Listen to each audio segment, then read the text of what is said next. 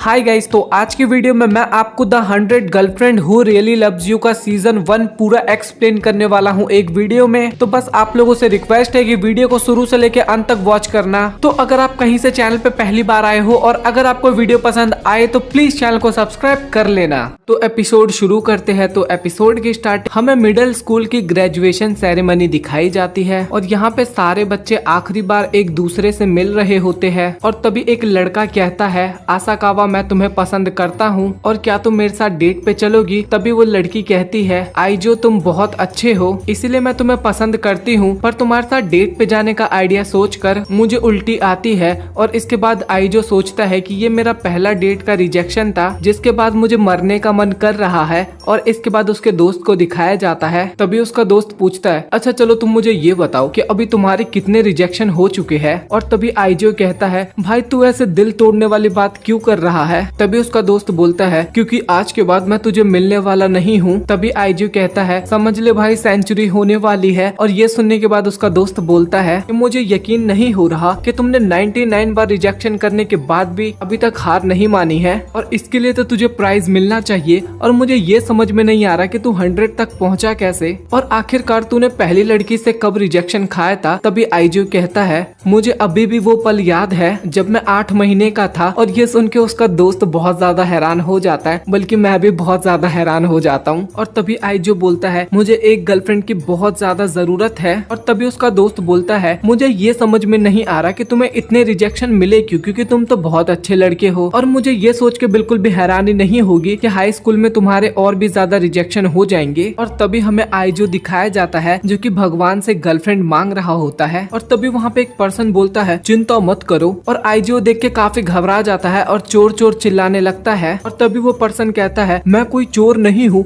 मैं इस मंदिर का देवता हूँ और तुम चिंता मत करो आईजू। और तुम्हारी किस्मत में लिखा हुआ है कि तुम्हें हाई स्कूल में तुम्हारी गर्लफ्रेंड मिल जाएगी। तुम्हारी किस्मत में बहुत सुंदर लड़की लिखा हुआ है। और ये सुन के आईजू काफी खुश हो जाता है। और तभी गॉड कहता है कि तुम्हारी सोलमेट हाई स्कूल में मिलेगी और जब वो तुम्हें मिलेगी तो तुम्हारे बॉडी और उसके बॉडी में एक करंट फैलेगा और करंट फैलने के बाद तुम दोनों एक दूसरे के प्यार में गिरने लग जाओगे, जिसे तुम लोग लव एट फर्स्ट साइट कहते हो। कि ये बात लड़कियों को तभी पता लग जाता है लेकिन लड़कों को टाइम के साथ ही पता लग पाता है। तभी आईजू गॉड की बातों को रिपीट करने लगता है। तभी गॉड बोलता है कि तुम मेरी बातों को रिपीट मत करो क्योंकि एपिसोड नंबर 1 में हमें और भी चीजें दिखानी है। वैसे मांगा में मेरे डायलॉग तो और भी बहुत ज्यादा थे बट एनीमे में तो बहुत कम कर दिया गया है। बट कोई नहीं, चलो अब आगे बढ़ते हैं। और सोलमेट अपनी जिंदगी में एक स्पेशल टाइम में मिलने के लिए बनते हैं। तभी आईजू कहता है, तो उन लड़कों का क्या जो हमेशा सिंगल रहते हैं। तभी गॉड कहते हैं, ये सच है कि सभी को सोलमेट नहीं मिलता है और जिन्हें मिलती है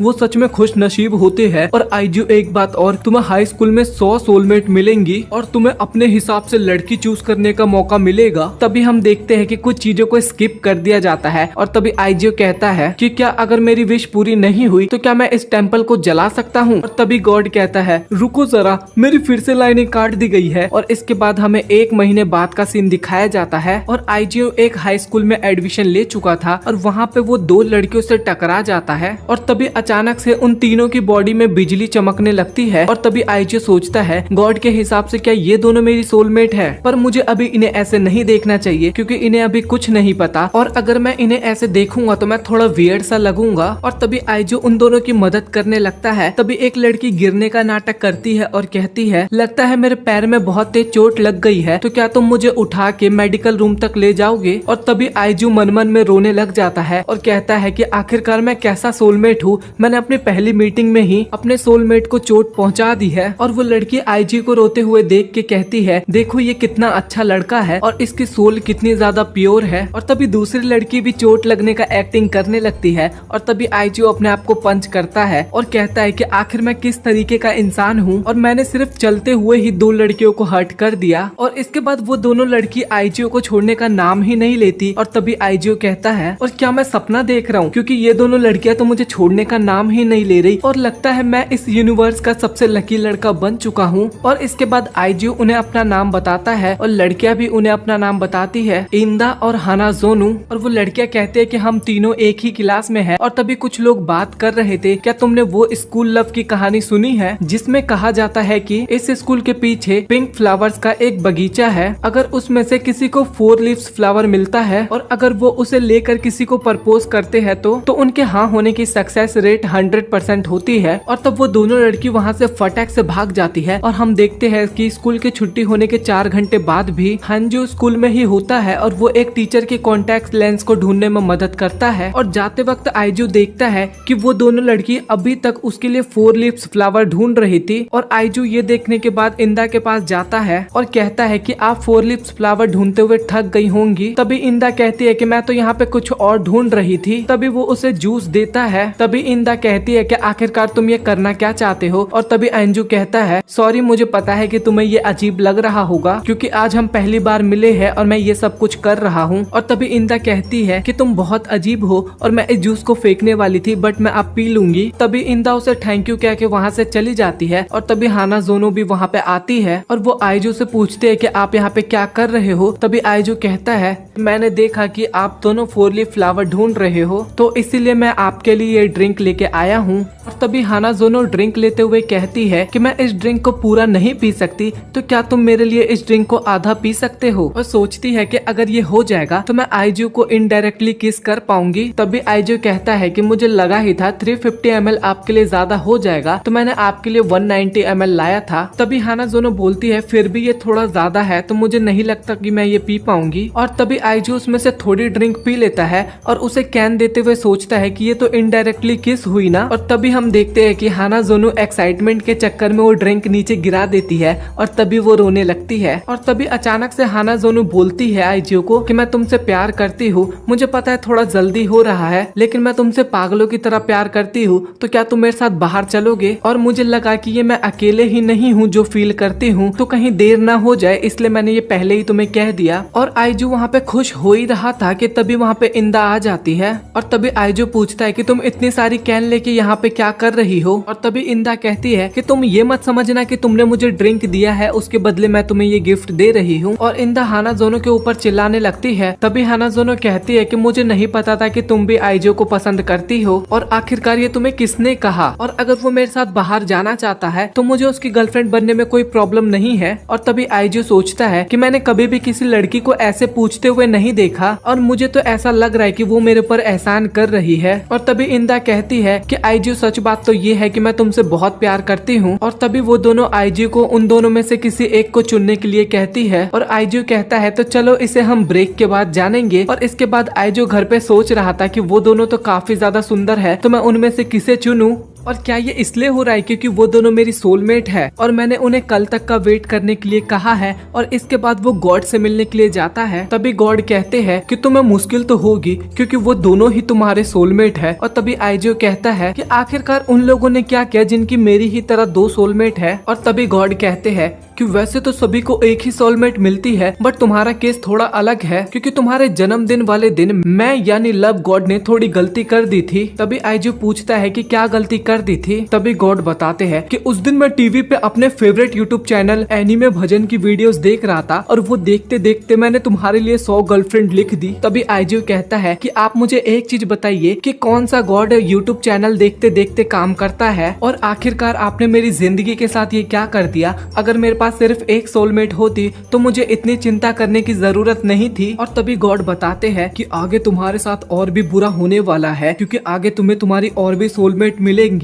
और जब कोई सोलमेट मिलते हैं तो तभी वो एक दूसरे को प्यार करने लगते हैं और अगर ऐसा ना हो तो उनके साथ बहुत बुरी चीजें होने लगती है और कभी कभार तो वो मर भी जाते हैं। और एक सोलमेट होना किसी आशीर्वाद से कम नहीं है और ये पूरे लाइफ टाइम के गुड लक के बराबर होता है। और अगर कोई अपने सोलमेट से ना मिल पाए तो उसके साथ बहुत बुरी बुरी चीजें होती है। तभी आइजू कहता है कि अगर मैं उन दोनों में से किसी एक के साथ गया तो दूसरी मर जाएगी। तभी आइजू रोते हुए कहता है तो अब मैं क्या करूं। और गॉड उससे सॉरी बोलते हैं। तभी वो दोनों लड़की वहाँ पे आइजू का वेट कर रही थी और तभी आइजू वहाँ पे आता है और कहता है कि मैं आप दोनों को अपनी गर्लफ्रेंड बनाना चाहता हूँ और मैं आप दोनों से काफी ज्यादा प्यार करता हूँ तो मैं डिसाइड नहीं कर पाया कि मैं आप दोनों में से किसे चुनूं, तो प्लीज आप दोनों मान जाइए। और तभी इंदा वहाँ पे मना करने लग जाती है लेकिन तभी आइजू आइजू उन दोनों के लिए पिंक 4 लीफ फ्लावर लेके आता है और तभी हानाजोनो कहती है कि मैंने तो इन्हें पूरे बगीचे में ढूंढा था बट ये हमें तो नहीं मिला, तो आपको कैसे मिला? तभी हाइजू बताता है कि मैंने एक टीचर की मदद से पूरी रात इसे स्कूल में ढूंढा है। और तभी इंदा कहती है कि क्या तुम पागल हो कि ऐसे अंधविश्वास पे भरोसा करते हो, और मुझे पूरा विश्वास है कि तुम ये हमें मनाने के लिए कर रहे हो बट मैं ऐसे नहीं मानने वाली। तभी आइजू बताता है कि मैंने ये सब इसलिए नहीं किया, मैंने ये सब इसलिए किया क्योंकि मैंने देखा कि आप दोनों को ये फ्लावर ढूंढने में काफी परेशानी हो रही है, तो मुझे लगा कि मैं आप दोनों को अपने आंसर के साथ ये फ्लावर गिफ्ट में दूंगा, तब आप दोनों को बहुत खुशी होगी। और तभी हम देखते हैं कि हानाजोनो उसके ऑफर को मान जाती है और कहती है कि मुझे इससे कोई प्रॉब्लम नहीं है। और तभी इंदा भी इस बात के लिए मान जाती है। और तभी आइजू उन दोनों को कहता है कि मैं आप दोनों से प्रॉमिस करता हूँ मैं आप दोनों को बहुत खुश रखूंगा। आइजू दिखाया जाता है जो कि इतना ज्यादा खुश था कि वो खुशी के मारे एक खंबे से बात करने लगता है। और तभी इंदा और हानाजोनो वहाँ पे आ जाते हैं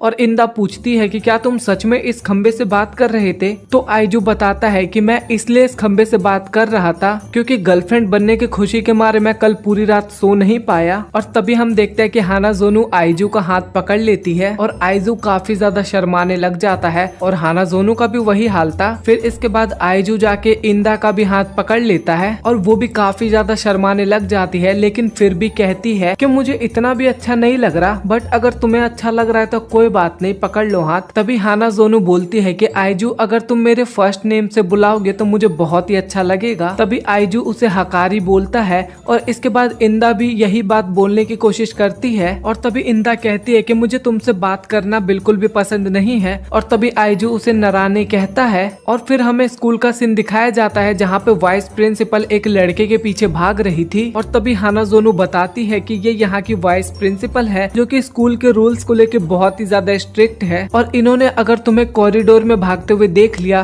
तो ये तुम्हारा जहन्नम तक पीछा करती रहेंगी, और अगर इन्होंने तुम्हें पकड़ लिया तो ये तुम्हें एक फ्रेंच किस देगी। और फिर आइजू कहता है कि ये तो इमोशनल डैमेज है। और तभी हानाजोनो कहती है ये केवल इमोशनल डैमेज ही नहीं, ये तो फिजिकल डैमेज भी है क्योंकि इनके किस के अटैक से कोई भी नहीं बच पाता। तभी हानाजोनो पूछती है कि क्या तुमने कभी पहले किस किया है? और तभी आइजू बताता है कि नहीं, क्योंकि तुम दोनों मेरी पहली गर्लफ्रेंड हो। तभी दोनों सोचते हैं कि जो पहले गया उसको पहले किस मिल जाएगा। और तभी वो दोनों एक दूसरे को घूरना शुरू कर देते हैं। और इसके बाद हमें दिखाया जाता है कि तीनों छत पे बैठ के लंच कर रहे होते हैं। और तभी हानाजोनो अपने हाथों से आइजू को खाना खिलाती है और ये देख के आइजू को काफी ज्यादा अच्छा लगता है। और तो इंदा भी शर्माते हुए कुकी निकालती है, बट वो कुकी आइजू के आंख में लग जाता है, लेकिन फिर भी वो उसे खाता है और वो भी उसे बहुत अच्छा लगता है। फिर इसके बाद हानाजोनो अपने बैग में से एक बॉकी स्टिक नाम की कुछ खाने की चीज निकालती है और वो जो उसमें पकड़ने वाला हिस्सा होता है वो जानबूझ के तोड़ देती है। और तभी वो कहती है कि अब हम इसे हाथ से नहीं खा सकते, तो मैं इसे तुम्हें हाथ से नहीं खिला सकती, तो मैं इसे तुम्हें कैसे खिलाऊंगी? और तभी वो बोलती है कि मैं तुम्हें ये ऐसे खिलाऊंगी। और तभी आइजू देखता है कि हानाजोनो दूसरे साइड से खा रही होती है उसी चीज को, और जैसे जैसे खत्म होता है वो और भी ज्यादा क्लोज आने लगते हैं। और इंदा ये देख के काफी ज्यादा जेलस होती है और वो भी एक स्टिक निकाल के आइजू को खिलाने के लिए जाती है, लेकिन वो स्टिक गलती से आइजू के दूसरे आंख में लग जाता है। और भाई आप लोग मानोगे नहीं, मुझे ये वाला लाइन बोलने में ना कम से कम 15 से 20 मिनट लगे, मेरी हंसी रुकी नहीं रही थी भाई इस लाइन पे। और इस कारण हानाजोनो की भी स्टिक टूट जाती है। और तभी इंदा पूछती है कि आखिरकार तुम्हारी आंखें इतनी लाल क्यों है? देख रहे हो भाई वो पूछ भी क्या सवाल रही है भाई, मेरे को बहुत ज्यादा हंसी आ रही है। क्या तुम्हें कोल्ड हो गया है? और वो आइजू का चेहरा पकड़ लेती है और कहती है कि मैंने सुना है कि अगर कोल्ड किसी को हो जाए तो वो दूसरे को पासपोन भी कर सकता है, तो तुम मुझे इसे अपने मुंह से पास कर दो। और तभी हानाजोनो बीच में आ जाती है और कहती है कि मुझे सबसे पहले तुम्हारा टेम्परेचर चेक करना होगा, और हमारे घर में टेम्परेचर को चेक करने का तरीका थोड़ा अलग होता है। फोरहेड और लिप्स दोनों पे किस करना पड़ता है टेम्परेचर चेक करने के लिए। और तभी हानाजोनो और इंदा दोनों आपस में लड़ने लगते हैं। और तभी आइजू कहता है कि आखिर तुम दोनों को हुआ क्या है, क्या तुम मुझे किस करना चाहते हो? और दोनों वहाँ पे मना कर देती है। और तभी आइजू सोचता है क्या ये दोनों मुझे किस करने के लिए इतना कुछ कर सकती है। और तभी आइजू कहता है कि मुझे भी तो तुम दोनों को किस करना है। और तभी इंदा कहती है कि अगर तुम्हें हमें किस करना है तो पहले तुम्हें डिसाइड करना होगा कि तुम किसके साथ किस करना चाहते हो। आइजू उन दोनों को गले लगा लेता है और एक साथ किस करने की बात बताता है। और तभी आइजू बताता है कि मैंने पहले यही सोचा था और इसमें तुम दोनों पहले एक दूसरे को किस करोगी और मुझे लगा कि तुम दोनों इस चीज के लिए तैयार नहीं होगी। अब मुझे विश्वास है कि तुम दोनों ये चीज कर लोगी। और तभी वो तीनों एक दूसरे का हाथ पकड़ते हैं और किस कर लेते हैं। तभी हमें अगले दिन का सीन दिखाया जाता है जहाँ पे वो तीनों एक कुकिंग बुक ढूंढने आए थे। और तभी हानाजुनु बताती है कि मुझे पता है आइजू कि कल तुम्हें मेरे हाथ के एग रोल खाने में बहुत पसंद आए थे, मैं तुम्हारे लिए और भी चीजें बनाना चाहती हूँ। और इसके बाद वो दोनों एक ही बुक को पढ़ने के लिए आपस में बहस करने लगते हैं। और तभी आइजू कहता है कि अब तुम दोनों को इकट्ठे रहना चाहिए क्योंकि अब तो तुम दोनों ने इकट्ठे किस भी कर लिया है। अभी आइजू लाइब्रेरी में एक बुक ढूंढ रहा होता है और वो एक लड़की से टकरा जाता है और इसके बाद उन दोनों के अंदर वो सोलमेट वाला करंट गुजरता है। और तभी आइजू कहता है क्या ये भी मेरी सोलमेट है और मुझे यकीन नहीं हो रहा कि मैं इतनी जल्दी इससे मिलूंगा। और तभी वो लड़की आइजू को बुक से कुछ पढ़ने के लिए कहती है लेकिन आइजू को कुछ भी समझ में नहीं आता। और उस लड़की के बैंड से पता लगता है कि वो लड़की लाइब्रेरियन है। और वो लड़की फिर से आइजू को बुक पढ़ने के लिए कहती है। फिर वो लड़की बताती है कि आखिरकार वो लाइब्रेरी क्या करने आया है और मैं उसकी मदद करना चाहती हूँ। तभी आइजू उस लड़की को इशारे में अपनी बात समझाने लगता है। और तभी वो लड़की बुक की मदद से कहती है कि आखिरकार तुम अपने मुंह से क्यों नहीं बोल रहे। फिर आइजू को एहसास होता वो लड़की बोल सकती है और वो लड़की किसी और को बुलाने को कहती है लेकिन आइजू मना कर देता है। तभी आइजू कहता है कि मुझे माफ करना, मुझे एहसास नहीं हुआ कि मैं बोल सकता हूँ और क्या तुम मेरी एक रोमांटिक नोवेल ढूंढने में मदद करोगी, या तो तुम मुझे कोई ऐसी एक बुक बता दो जिसमें एक कैरेक्टर अपनी सारी मुश्किलों का हल ढूंढ के आराम से लाइफ को बिताता है। और तभी हम देखते हैं कि वो लड़की आइजू के लिए बुक ढूंढने लगती है और आइजू देखता है कि वो लड़की उसके लिए काफी ज्यादा मेहनत कर रही है और वो लड़की कुछ ज्यादा ही बुक इकट्ठी कर लेती है और आइजू को कहती है कि इनमें से तुम कोई सी भी बुक ले सकते हो। और तभी आइजू कहता है कि मैं सभी बुक्स को ले जाऊंगा। तभी वहाँ पे असिस्टेंट कहती है कि तुम्हारा नया कार्ड इशू होने में 1 हफ्ता लगेगा तो तुम 1 हफ्ते बाद आना। और ये सुन के आइजू काफी उदास हो जाता है। तभी वो लड़की आइजू को अपनी बुक देती है और ये देख के आइजू काफी ज्यादा खुश हो जाता है। और तभी आइजू उस लड़की से उसका नाम पूछता है और उसका नाम शिजुका होता है। तभी आइजू कहता है कि मुझे नहीं पता था कि हम दोनों एक ही क्लास में है और मुझे शक्लें इतनी अच्छे से याद नहीं रहती है। और दूसरी तरफ हानाजोना और इंदा अभी भी कुकिंग की बुक्स पढ़ रही थी। तभी आइजू पूछता है क्या ये सारी कुकिंग की बुक्स है। और तभी हानाजोनु बताती है कि हाँ, मैं तुम्हारे लिए अच्छा खाना बनाना चाहती हूँ इसीलिए मैं सारी बुक्स पढ़ रही हूँ। और इंदा बोलती है कि मैं अपनी केवल नॉलेज को बढ़ाने के लिए बुक्स को पढ़ रही हूँ। और तभी आइजू रोते हुए कहता है कि यकीन नहीं हो रहा मुझे कि मेरी दोनों गर्लफ्रेंड मुझसे इतना प्यार करती है। और आइजू घर पे आके उस बुक्स को पढ़ने लगता है और वो कहानी प्रिंसेस लो और उसके नाइट तामागुरु की होती है और इसमें उनके रोमांस के बारे में बताया होता है। प्रिंसेस लू तामागुरु को अपना नाइट बना लेती है और तामागुरु प्रतिज्ञा लेता है कि मैं अपनी जान देकर भी तुम्हारी हिफाजत करूंगा। तभी हम देखते हैं कि प्रिंसेस लू पे एक ड्रैगन हमला कर देता है लेकिन तामागुरु उन्हें बचाने के लिए वहाँ पे आ जाता है और वो उस ड्रैगन को हरा देता है जिससे उन दोनों के बीच में प्यार हो जाता है। तभी हम देखते हैं कि राजकुमारी की शादी कहीं और कर दी जाती है। तभी तामागुरु कहता है मैंने कसम खाई थी कि आपका ध्यान रखूंगा लेकिन ये किस्मत हमें कभी मिलने नहीं देगी। तभी आइजू रोते हुए कहता है तुम ये कर सकते हो तामागुरु, तुम्हें किस्मत को हराना है। और तभी वो बुक वहीं पे खत्म हो जाती है और आइजू सोचता है क्या सच में तकदीर को कोई चीज नहीं कर सकता, सोलमेट को हमेशा साथ रहना होगा नहीं तो वो मर जाएंगे। और तभी हम देखते हैं क्लास में आइजू सुजुका से मिलती है और वो उसे देख के काफी ज्यादा शर्मा जाती है। और तभी सुजुका उस कहानी का सेकंड पार्ट आइजू को देती है और तभी आइजू कहता है कि क्या तुमने ये सिर्फ मेरे लिए किया है,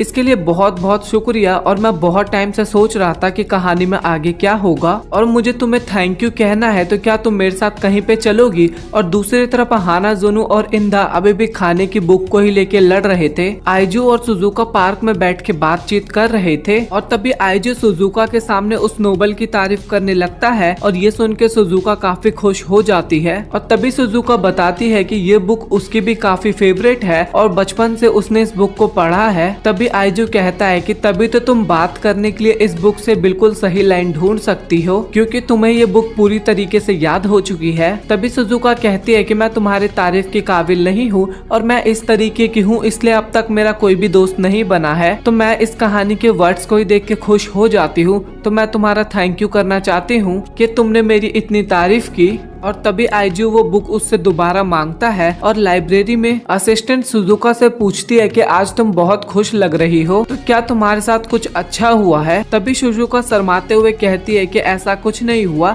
मैं तो हमेशा की तरह अपना ड्यूटी निभा रही हूँ। और तभी हम देखते हैं कि सुजुका उस बुक को लेने की कोशिश करती है जिसे पिछले दिन आइजू लेना चाहता था। अगले दिन हम देखते हैं कि सुजुका उस कहानी की 3rd एडिशन लेके आती है, लेकिन 3 दिन आइजू सुजुका से मिलता नहीं है और वो काफी उदास हो जाती है। और तभी हम देखते हैं कि आइजू इंदा और हानाजोनो के साथ बैठा था, जहाँ पे वो दोनों पूछ रहे थे कि आजकल तुम बहुत ज्यादा नींद में रहते हो। और तभी आइजू बताता है कि आजकल मैं कुछ काम की वजह से लेट सोता हूँ। तभी हानाजोनो और इंदा कुछ सोचने लगते हैं, लेकिन आइजू को कुछ समझ में नहीं आता। और तभी हानाजोनो आइजू को एक किस देती है, जिससे आइजू काफी ज्यादा खुश हो जाता है और इंदा भी उसे किस देने के लिए आगे बढ़ती है, लेकिन उसका सिर आइजू के मुंह से टकरा जाता है। और तभी हमें सुजुका दिखाई जाती है जो कि सोच रही थी कि आइजू के पास पहले से ही गर्लफ्रेंड है, तो वो इसीलिए मेरी बुक्स नहीं पढ़ पाया होगा। और आखिरकार पता नहीं मैं क्या ही एक्सपेक्ट करने लग गई थी। और तभी हमें सुजुका का बचपन दिखाया जाता है, जहाँ पे उसे हमेशा बुली किया जाता था क्योंकि वो बुक की मदद से बात करती थी और उसकी माँ भी इसी वजह से उसे काफी मारती थी। और तभी सुजुका सोचती है कि किसी के पास भी मेरे जैसे पागल से बात करने का टाइम नहीं होगा। और तभी आइजू सुजुका से लाइब्रेरी में मिलने के लिए आता है और वो कहता है कि तुम मुझे जो बुक्स देती हो अपनी, उसके लिए मैं तुम्हारे लिए कुछ करना चाहता हूँ।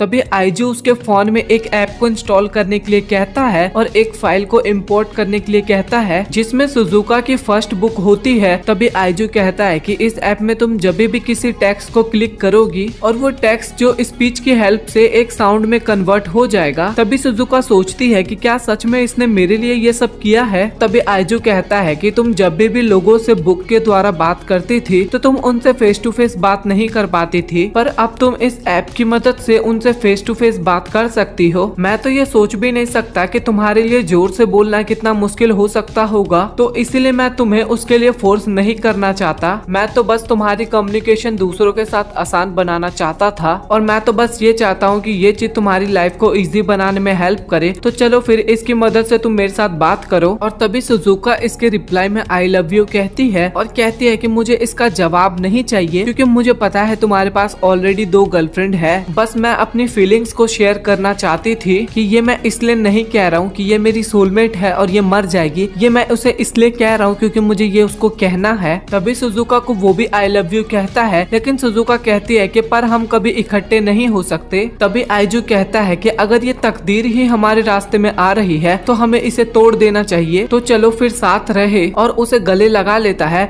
और अगले ही पल आइजू इंदा और हानाजोनो से सुजुका को अपनी गर्लफ्रेंड बनाने की परमिशन मांगता है। और ये सुन के इंदा बहुत ही ज्यादा गुस्सा हो जाती है। तभी हानाजोनो रोते हुए कहती है कि मुझे यकीन नहीं हो रहा कि तुम्हें एक नया लव मिल गया है, पर फिर भी तुमने हमें अकेला नहीं छोड़ा है, तो आखिरकार तुम इतने अच्छे कैसे हो सकते हो। तभी आइजू कहता है कि आप दोनों चिंता मत कीजिए क्योंकि मेरी फीलिंग अभी भी आप दोनों के लिए बदला नहीं है, और देखना मैं आप लोगों को बहुत ही खुश रखूंगा, और मैं अगर ऐसा नहीं कर पाया तो मैं खुद ही सुसाइड कर लूंगा। और यही एक सजा है जो उन लोगों को मिलनी चाहिए जो कि अपने प्यार करने वाले को हर्ट करते हैं। और तभी हम देखते हैं कि वो लोग मान जाते हैं। आइजू दिखाया जाता है जो कि सुजुका को अपनी दोनों गर्लफ्रेंड से इंट्रोड्यूस करवाता है। तभी सुजुका अपने फोन के जरिए उन दोनों से मिलने की खुशी जताती है। इसके बाद वो दोनों सोचते हैं ये तो काफी इंटरेस्टिंग पर्सनैलिटी है। तभी आइजू सुजुका को बोलता है कि मैं तुम्हारी फेवरेट नॉवल का वॉल्यूम 2 भेज रहा हूँ जिसमें हमारे क्लासमेट के नेम भी है। तभी आइजू इंदा और हानाजोनो को समझाता है कि सुजुका अपने नॉवल के जरिए लोगों से बात करती है, और आइजू बताता है कि ये एक लाइब्रेरियन है और इसको बुक्स बहुत ज्यादा पसंद है। तभी आइजू सुजुका की कुछ हरकतों के बारे में बताता है कि जैसे वो खुश होती है तो वो उछलती है, और जब वो डरी हुई होती है तो उसके पैर दोनों मुड़े होते हैं। और वो क्यूटनेस के बारे में बताता है, जब हानाजोनो कुछ सोच रही होती है तो वो अपने मुंह में एक फिंगर डालती है, और उस समय पे मुझे हानाजोनो काफी ज्यादा क्यूट लगती है। और इंदा की बात की जाए तो ये जब भी किसी को कॉम्प्लीमेंट देती है तो ये अपनी उंगली से अपने बालों को घुमाने लगती है, और तभी वो तीनों सोचती है कि आखिर ये हमारे बारे में कितनी चिंता करता है। और इसके बाद आइजू इंदा और हानाजोनो के साथ की हुई किस के बारे में बात करने लगता है।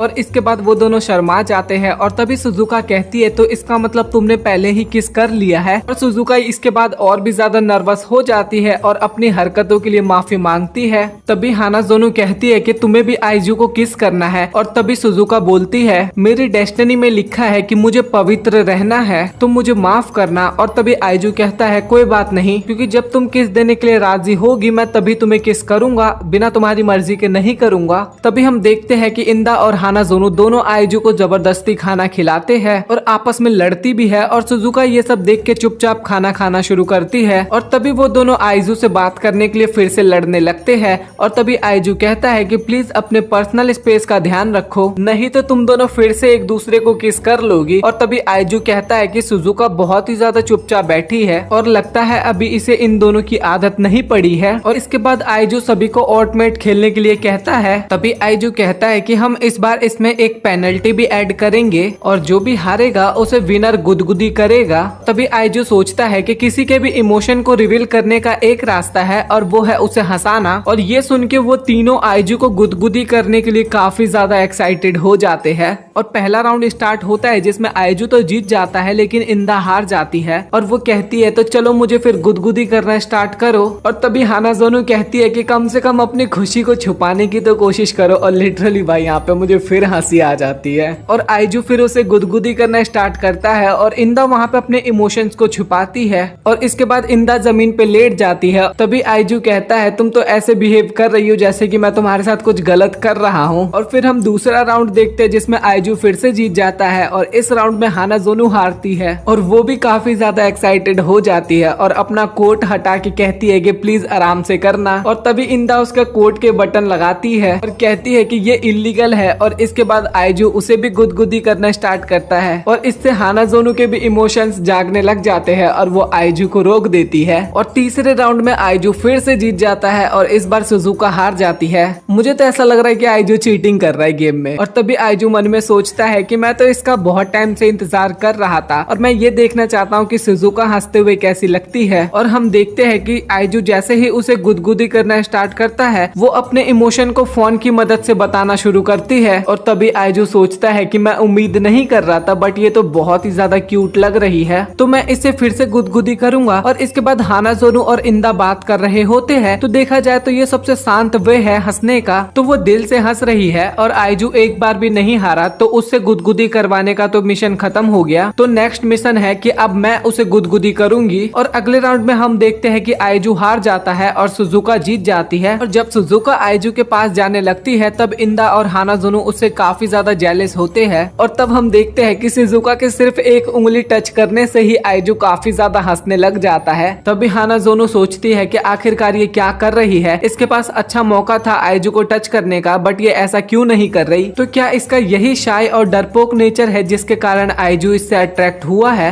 ये तो सच में बहुत ही कमाल की और क्यूट है और इससे कोई भी बहुत ही जल्द नेचुरली अट्रैक्ट हो जाएगा। तो अब तो एक बहुत ही खतरनाक दुश्मन आ गया है जो कि इंदा से भी काफी खतरनाक है। तो इसके बाद आइजू वॉशरूम जाता है और तभी इंदा सुजुका से पूछती है तुम क्या कर रही हो, क्या तुम हमारे सामने अपने आप को पूरी तरह से एक्सप्रेस नहीं करना चाहती। तभी सुजुका कहती है कि ये सच नहीं है। और तभी इंदा कहती है तुम झूठ बोल रही हो क्योंकि तुम ही हो जो कि आइजू से थोड़ा डिस्टेंस बना के रह रही है, तुमने उसे सिर्फ टच ही किया है और मैं पूरी तरह से श्योर हूँ कि तुम भी उसे गुदगुदी करना चाहती थी, तो आखिरकार तुम अपने आप को बेवकूफ शो क्यों कर रही हो। तभी हानाज़ोनो कहती है कि ये शायद इसलिए है क्योंकि तुम उसे डरा रही हो। तभी हानाज़ोनो कहती है कि मैंने ऐसा कब किया। तभी सुजुका कहती है कि आप दोनों आइजू के पहले प्यार हो और मैं न्यू हूँ तो मुझे अभी तुम दोनों के रास्ते में नहीं आना चाहिए। तभी इंदा कहती है तो तुम एक चीज जान लो कि तुम भी अब आइजू की गर्लफ्रेंड हो, तो अब तुम्हारे ऊपर कोई पाबंदी नहीं है और मुझे तो तुम पे गुस्सा आ रहा है क्योंकि तुम जो कहना चाहती हो तुम वो नहीं कह रही हो। तभी हानाज़ोनो कहती है कि देखो ये कह भी कौन रहा है जो कि अपनी फीलिंग्स को एक्सेप्ट करने की जगह लड़ना पसंद करती है। तभी इंदा कहती है कि चुप हो जाओ, क्या तुम मेरे से लड़ाई करना चाहती हो। तभी सुजुका माफी मांगती है और तभी इंदा कहती है कि यही तो मैं कहना चाहती हूँ कि आखिरकार तुम लड़ती क्यों नहीं। तभी सुजुका कहती है कि अगर आप यही चाहती हो तो मैं आपसे अपनी दिल की आवाज सुनूंगी। सच्चाई तो ये है कि पहले मुझे डर लग रहा था। और तभी इंदा कहती है कि क्या मैं इतनी डरावनी लगती हूँ। तभी सुजुका कहती है कि मेरा ये मतलब नहीं था, मेरा मतलब ये था कि हानाज़ोनो अपने आप को इतने अच्छे मैनर्स में प्रेजेंट करती है और वो काफी ज्यादा अट्रैक्टिव अट्रैक्टिव भी है और उनके पास फिजिकल चार्म भी है और इंदा काफी ज्यादा सुंदर है, उसका फेस इस तरह है जैसा बहुत से लोग चाहते हैं। तो क्या मैं उस टाइम आप दोनों के सामने खड़ी भी रह सकती हूँ जब आइजू हम तीनों को कंपेयर करेगा? तो मुझे उसी बात से सबसे ज्यादा डर लगता है। और तभी इंदा और हानाजोनु सोचते हैं इसने जो भी कहा वो कितना ज्यादा कमाल था। और दूसरी तरफ सुजुका कहती है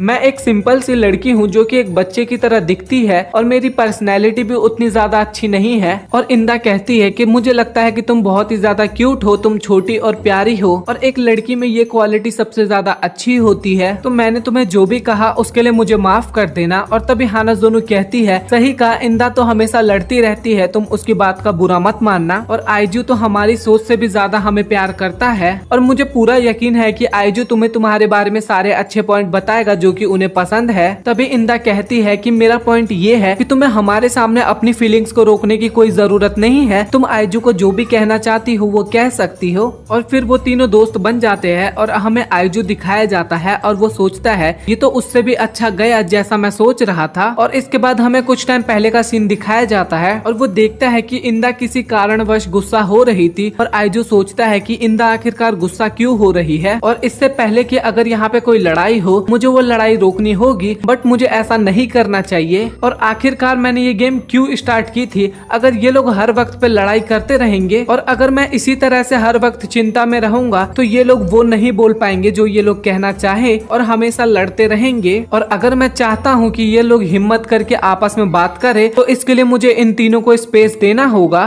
तभी आइजू रोते हुए कहता है कि मैंने जैसा सोचा था कि इंदा सुजुका के लिए गुस्सा थी, ना कि सुजुका पे गुस्सा थी। और हानाजोनु ने भी बीच में आके सुजुका को इंदा के गुस्से से बचा लिया। तभी आइजू के वापस आते ही इंदा कहती है कि हम पुरानी पेनल्टी को दोबारा करना चाहते हैं। तभी आइजू पूछता है कि हम वो दोबारा क्यों करेंगे? और तभी इंदा कहती है कि जो तुम्हें सुजुका ने टच किया था उसको माना नहीं जाएगा और सुजुका तुम्हें फिर से अच्छी तरीके से गुदगुदी करेगी। और तब हानाजोनु भी इस बात पे एग्री करती है और इस बात के लिए सुजुका से पूछती है। तभी सुजुका सोचती है कि ये दोनों तो मेरी मदद कर रहे हैं तो मुझे इनकी उम्मीदों पे अब खड़ा उतरना होगा। तभी सुजुका कहती है कि मैं तुम्हें आइजू किस करना चाहती हूँ। और ये सुनने के बाद वो तीनों काफी ज्यादा हैरान हो जाते हैं। और तभी सुजुका बताती है कि जो मैंने तुम्हें पहले बताया था कि ये मेरी डेस्टिनी है कि मैं शादी के बाद ही किसी को किस करूंगी, तो ये मैंने झूठ कहा था, लेकिन सच्चाई तो यही है कि मैं तुम्हें असलियत में किस करना चाहती हूँ। और तभी आइजू कहता है कि ये सुन के मुझे बहुत खुशी हुई। तभी आइजू सुजुका के सर पे हाथ रखता है और इसके बाद फाइनली आइजू सुजुका को किस करता है और वो काफी ज्यादा ब्लश करने लगती है। और ये देख के हानाजोनु और इंदा भी काफी ज्यादा ब्लश करती है। और तभी हानाजोनु कहती है कि तुमने ही सुजुका को अपने दिल की बात कहने के लिए कहा था, तो क्या तुम्हें नहीं लगता कि तुम्हें भी वही करना चाहिए? और तभी इंदा कहती है कि आखिरकार तुम कहना क्या चाहती हो? और वो भी आइजू को किस करने के लिए कहती है और आइजू भी इसके लिए मान जाता है। और तभी हानाजोनु कहती है जो मैंने तुमसे पूछा और सुजुका ने भी तुमसे पूछा तो क्या मेरा पूछना तुम्हारे लिए फीका था? तभी आइजू कहता है कि ऐसी कोई बात नहीं है सुजुका, तुम और इंदा तीनों मेरे लिए दुनिया की सबसे क्यूटेस्ट गर्ल हो।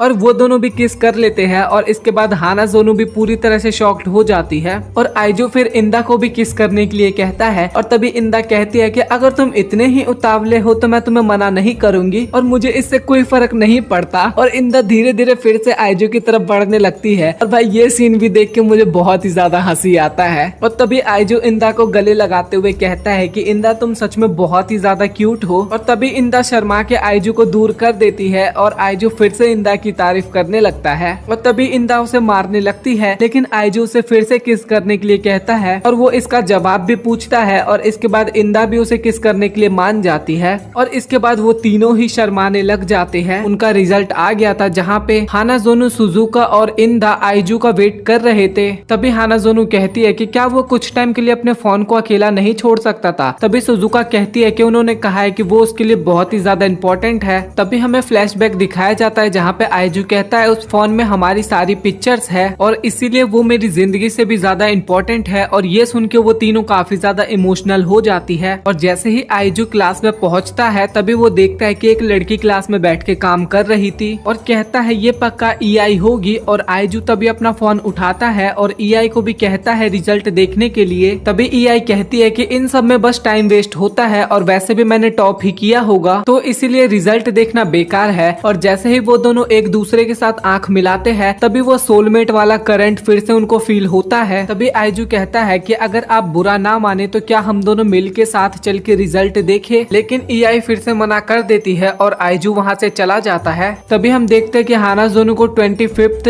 सुजुका को 45, इंदा और आइजू को 87 और 88 रैंक आई थी। फिर इसके बाद आइजू सबको शाबाशी देता है और तभी आइजू देखता है कि EI ने टॉप किया था और सभी सब्जेक्ट में उसके पूरे नंबर आए थे। तभी आइजू बाकी सबसे EI के बारे में पूछता है और तभी इंदा कहती है कि मैंने कभी उससे बात तो नहीं की, पर मैंने उसके बारे में कुछ सुना है कि वो हर सब्जेक्ट का आंसर हमेशा सही देती है और सभी लोग उसे एक हाईली एडवांस AI कहते हैं। तभी हमें बायोलॉजी का लैब दिखाया जाता है जहाँ पे EI के साथ आइजू को पार्टनर बना दिया जाता है और सुजुका, हानाजोनो, इंदा एक साथ होते हैं। तभी आइजू देखता है कि EI प्रैक्टिकल के डायग्राम को बुक में से देख के कॉपी पे बना रही थी, लेकिन आइजू से मना करता है और तभी EI कहती है कि ये रिजल्ट माइक्रोस्कोप से बेटर है। तभी आइजू कहता है कि फिर प्रैक्टिकल का मतलब ही क्या रह जाएगा। तभी EI कहती है कि प्रैक्टिकल एकदम मीनिंगलेस होता है और साइंटिस्ट ने कहा है कि उनके रिसर्च को दोबारा से दोहराना टाइम का वेस्टेज कहलाता है। और तभी आइजू टीचर को देख के EI को प्रैक्टिकल करने के लिए कहता है और तभी EI माइक्रोस्कोप की मदद से बुक में देखती है। तभी आइजू कहता है कि तुम क्या कर रही हो और तभी EI कहती है कि इस तरीके से अनियन को देखने की जगह टेक्स्ट बुक को देखना ज्यादा बढ़िया लग रहा है और मुझे इसमें कोई प्रॉब्लम नहीं लग रही। और तभी आइजू कहता है अच्छा मैं समझा, तो इस वजह से इसे सब लोग AI कहते हैं। और तभी आइजू की उंगली में एक कट लग जाता है और वो नर्स के पास जाने लगता है। तभी AI उसकी उंगली को अपने मुंह में डाल लेती है और तभी आइजू पूछता है कि ये तुम क्या कर रही हो। तभी वो बताती है कि सलाइवा में एंटी माइक्रोबल एजेंट्स होते हैं, तो इसी कारण तुम्हें एक स्मॉल से कट के लिए डिसइंफेक्शन एंटीडोट की जरूरत नहीं पड़ेगी। और तभी आइजू उसे थैंक यू कहता है उसकी मदद करने के लिए और उसे एक सोडा ऑफर करता है, लेकिन EI मना कर देती है और कहती है कि मुझे अभी प्यास नहीं लगी और वैसे भी सोडा हेल्थ के लिए अच्छा नहीं होता। तभी आइजू कहता है कि अगर आप बुरा ना मानो तो मैं आपको अच्छे से जानना चाहता हूँ। तभी EI कहती है कि मुझे इससे कोई फर्क नहीं पड़ता, लेकिन ये मीनिंगलेस होगा। और तभी आइजू कहता है कि लेकिन अपनी हॉबी और अपने हैबिट के बारे में बताना तो मजेदार होगा ना। तभी AI कहती है कि मैंने अपना एक भी दिन ऐसे बेकार के कामों के लिए वेस्ट नहीं किया है और इससे ग्रेड और परफॉर्मेंस तो बिल्कुल भी नहीं बढ़ते। तभी आइजू कहता है कि पर ग्रेड और परफॉर्मेंस ही सब कुछ नहीं होता। तभी AI कहती है कि इस दुनिया में कोई सी भी चीज जो तुम्हारे फ्यूचर को प्रॉफिट नहीं देती तो वो मीनिंगलेस कहलाएगी। तभी आइजू कहता है कि तुम गलत हो और लाइफ का दूसरा मीनिंग ही फन करना होता है। तभी EI कहती है कि मीनिंग तो केवल हम वैल्यू से डिफाइन करते हैं और वैल्यू सिर्फ तभी हो सकती है जब हमें किसी चीज से फायदा होता हो, चाहे वो मनी, किसी टूल या फिर नॉलेज पे ही डिपेंड करता हो। तभी वो वहाँ से चली जाती है और तभी आइजू कहता है क्या सच में ये मेरी सोलमेट है। तभी हम AI को देखते हैं जो कि घर पे स्कूल का होमवर्क करते टाइम आइजू को याद कर रही थी। तभी वो सोचती है कि आखिरकार मैंने ये सब क्यों किया, क्या मैंने उसकी मदद करने के लिए किया या फिर मैं उसे जीतना चाहती थी। आखिरकार ये किस तरीके की फीलिंग है और ये तो एकदम इलॉजिकल है और इस तरीके से डिस्ट्रैक्ट होना भी समय की बर्बादी है। और तभी हम देखते हैं कि वो पाई की वैल्यू को लिख के अपने फोकस को रिगेन करती है, लेकिन वो इसके बाद भी ध्यान नहीं लगा पाती। और फिर अगले दिन AI आइजू को कहती है कि मैंने आखिरी में कंक्लूजन निकाला है कि मुझे तुमसे प्यार हो गया है, तो मैं चाहती हूँ कि तुम मेरे साथ एक रिलेशनशिप में आओ।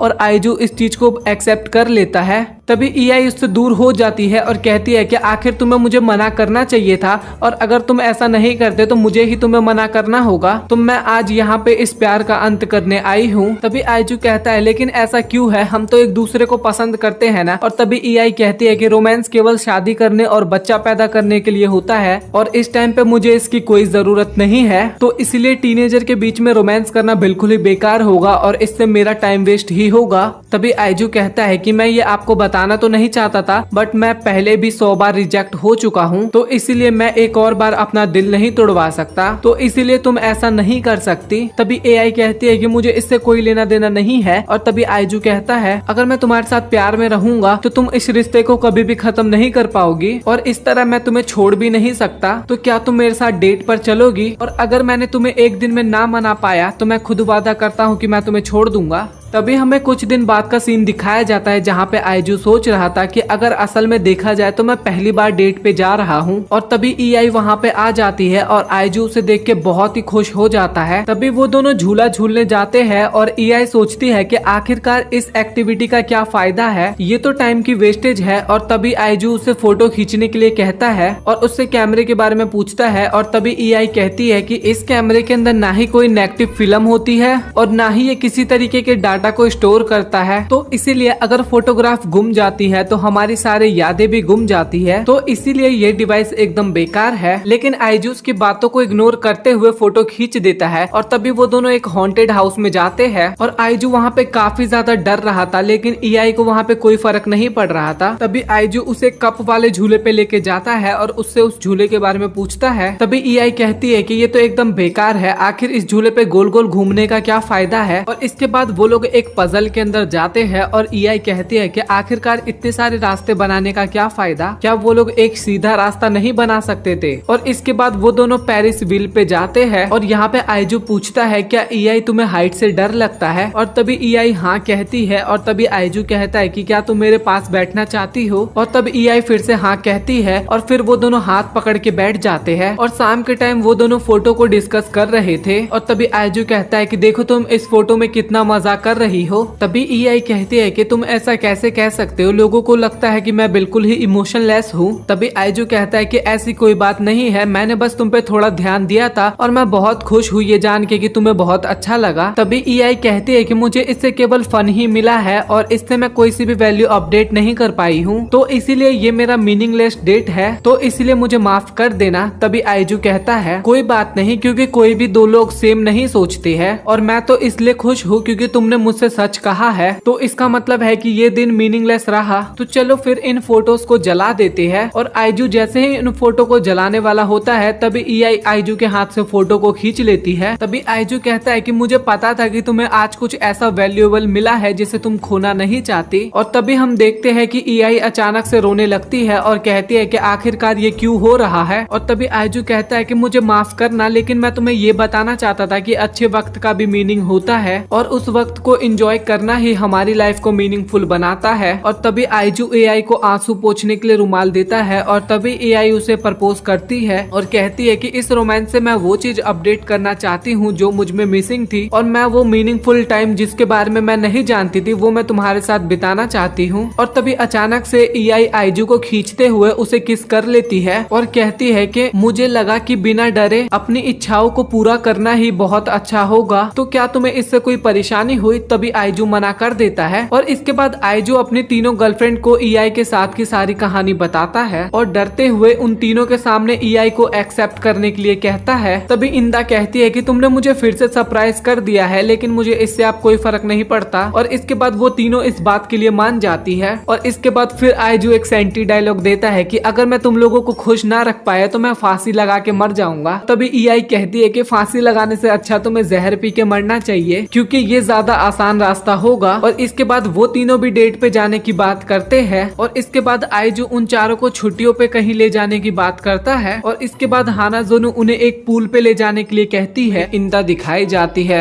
जो कि एक शॉप में स्विम सूट खरीदने के लिए गई थी और ये इस टाइम पे काफी ज्यादा परेशान थी, क्योंकि ये केवल अब तक लड़कियों के साथ ही पूल में गई थी, लेकिन अब उसे आईजू के साथ भी जाना होगा। तभी इंदा एक स्विम सूट उठाती है, लेकिन कहती है कि ये मुझ पे बिल्कुल भी अच्छा नहीं लगेगा, लेकिन क्या ये आईजू को पसंद आएगा। और अगले ही पल में हमें पूल का सीन दिखाया जाता है जहाँ पे आईजू आया होता है और वहाँ पे और भी तीनों लड़कियां आ जाती है और उन्हें देख के आईजू की तो हालत लिटरली खराब हो चुकी थी एकदम। और सुजुका उन दोनों के आगे अपने आप को देख के आईजू को सॉरी कहती है, लेकिन आईजू उसकी तारीफ करता है। और तभी वहाँ पे इंदा भी आ जाती है और इसे देख के आईजू काफी हैरान होता है और कहता है तुम कपड़ा चेंज करने से पहले यहाँ पे आ गई, वापस चले जाना चाहिए तुम्हें यहाँ से, अगर किसी ने तुम्हें देख लिया तो। तभी इंदा कहती है कि मैं बिना कपड़ों के नहीं हूँ, बस मुझे ठंड लग रही थी, मैं यहीं पे बैठूंगी, तुम चारों जाके पूल में मजे करो। तभी आईजू कहता है कि अगर तुम्हारी तबीयत खराब है तो हम यहाँ पे कैंसिल कर देते हैं इस पार्टी को। और तभी इंदा कहती है कि कैंसिल करने की जरूरत नहीं है। तभी ईआई कहती है कि तुम्हें दूसरी जगह पे बैठना चाहिए क्योंकि वहाँ पे सनलाइट की ज्यादा किरणें आ रही है और वो तुम्हें गर्म रखेंगी। तभी इंदा कहती है थैंक यू, लेकिन तुम्हें मेरी चिंता करने की जरूरत नहीं है। और तभी ईआई कहती है हम इतने भी क्लोज नहीं है कि मैं तुम्हारी तुम्हारी चिंता करूं। और इसके बाद तभी इंदा ईआई को मारने लगती है और कुछ देर बाद वहाँ से चली जाती है और इसके बाद वो चारों लोग पूल में आ जाते हैं। तभी हानाज़ोनो आइजू से कुछ ज्यादा ही चिपकने की कोशिश करती है और कहती है कि पानी का फ्लो बहुत ज्यादा हो रखा है। और तभी ईआई आती है और आइजू का हाथ अपने एक बॉडी पार्ट पे रख देती है और कहती है कि मैं चाहती हूँ कि तुम भी मेरी तारीफ करो आइजू। और ये देख के हानाज़ोनो कहती है कि ये तुम क्या कर रही हो, और खुद भी वही चीज करने लगती है। और ये देख के लिटरली भाई आइजू की तो हालत ही वहाँ पे खराब हो जाती है और दोनों आपस में बहस करने लग जाते हैं कि वो बॉडी पार्ट किसका ज्यादा बढ़िया है। और जब दूसरी तरफ आइजू को देखते हैं उसकी तो हालत ही खराब हो चुकी थी और वो पानी में बेहोश हो चुका था।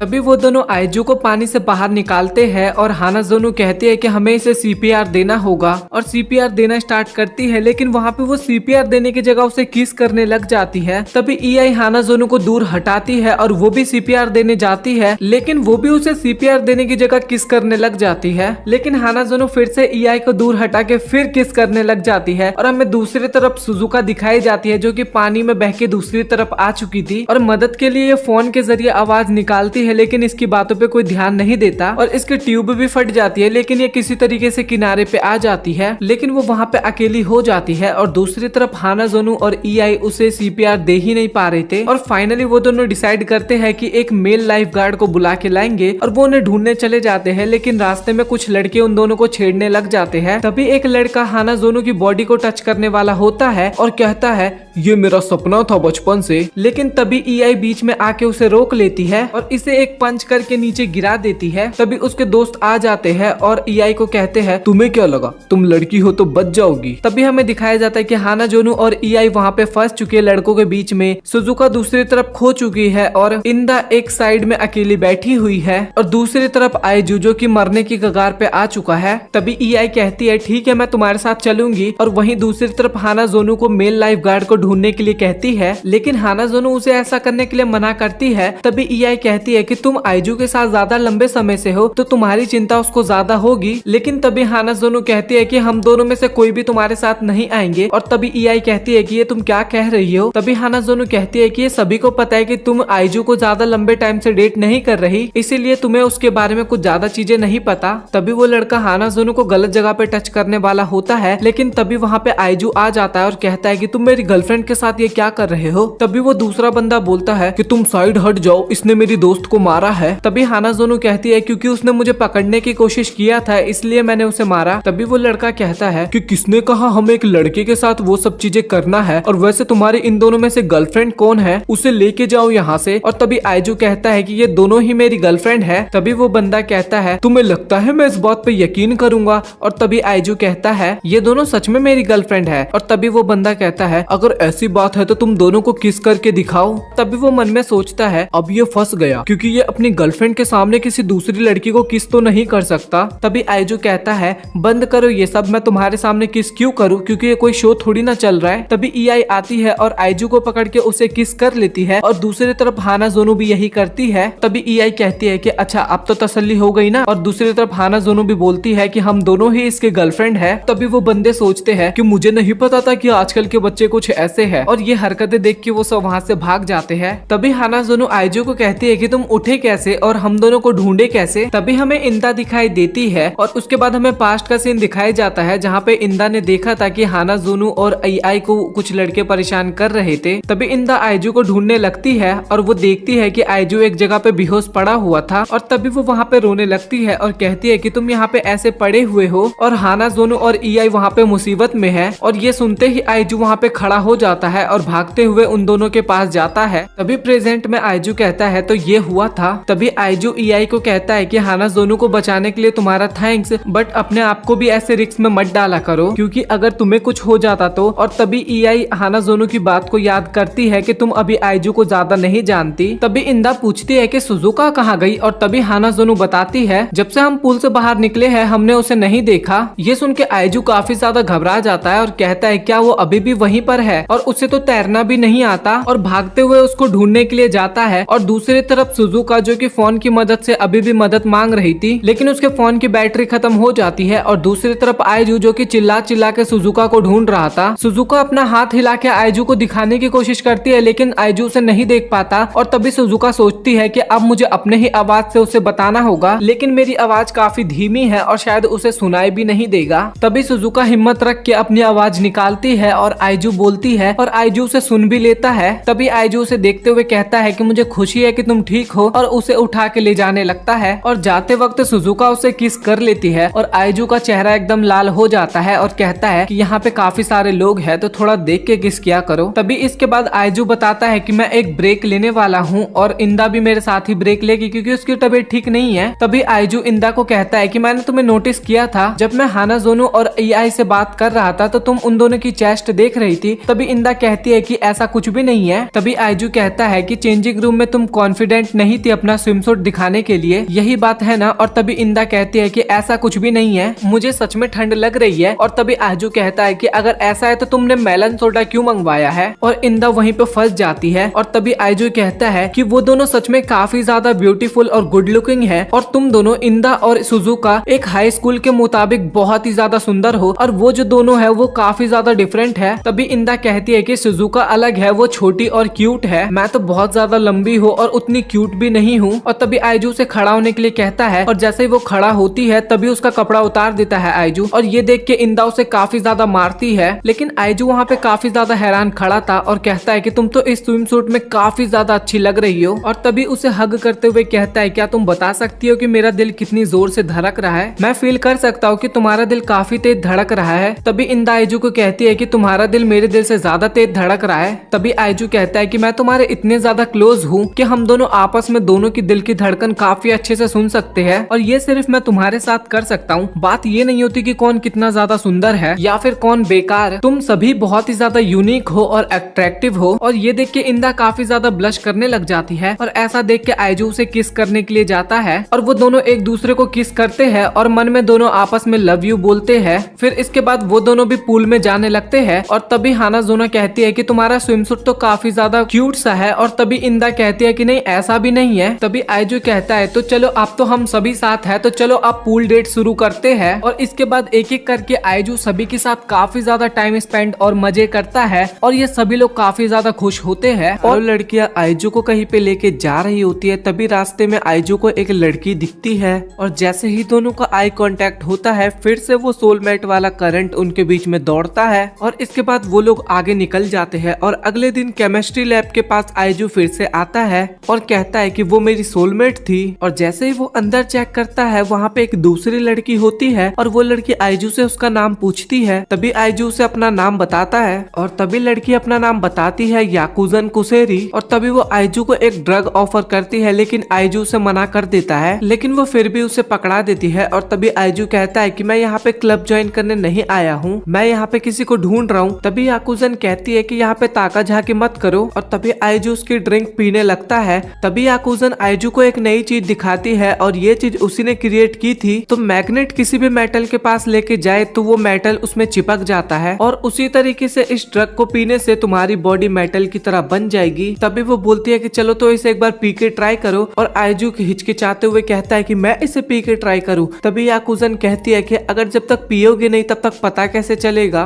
और आइजू को ड्रिंक पिला देती है। और इसके बाद आइजू बोलता है कि मेरी बॉडी तो सच में मैग्नेट की बन चुकी है, और तभी बताती है कि इसे पीने के बाद तुम्हें 3 दिन तक कॉन्स्टिपेशन झेलना पड़ेगा, तो इसके लिए तैयार रहना। और तभी आइजू कहता है कि तुमने मुझे ये क्या पिला दिया। और तभी कुसूरी कहती है कि अगर मैं ये अपोजिट वाला ड्रिंक पी लूं तो अपोजिट अट्रैक्ट होगा। और तभी आइजू कहता है कि ये एंजल है कौन। कुसूरी कहती है कि ये तो काफी ज्यादा स्ट्रॉन्ग है और मैं तुमसे अलग नहीं हो पा रही, बट कोई बात नहीं क्योंकि इसका इफेक्ट 10 मिनट बाद खत्म हो जाएगा। तभी कुसूरी कहती है कि रुको, मुझे बहुत तेज टॉयलेट आ रहा है। और तभी आइजू कहता है कि क्या तुम मुझसे चिपक के ही कर दोगी। तभी वो कहती है कि नहीं, कोई प्रॉब्लम नहीं है क्योंकि मैं डायपर पहनती हूँ। और इसके बाद वो बोलती है कि अब मैं रुक नहीं सकती, और आइजू काफी तेज चिल्लाता है। तभी कुसूरी कहती है कि 10 मिनट हो गए, तो देखा ना आइजू केमिस्ट्री कितनी बढ़िया चीज है। कुसूरी बताती है कि मुझे ड्रिंक्स बनाना बहुत ही ज्यादा पसंद है। और तभी आइजू मन में सोचता है कि इसे सच में ये काम बहुत पसंद है, लेकिन तभी वो सोचता है वेट, मैं तो यहाँ पे अपनी सोलमेट ढूंढने आया हूँ, फिर भी मुझे इसको देख के इतनी एक्साइटमेंट क्यों हो रही है।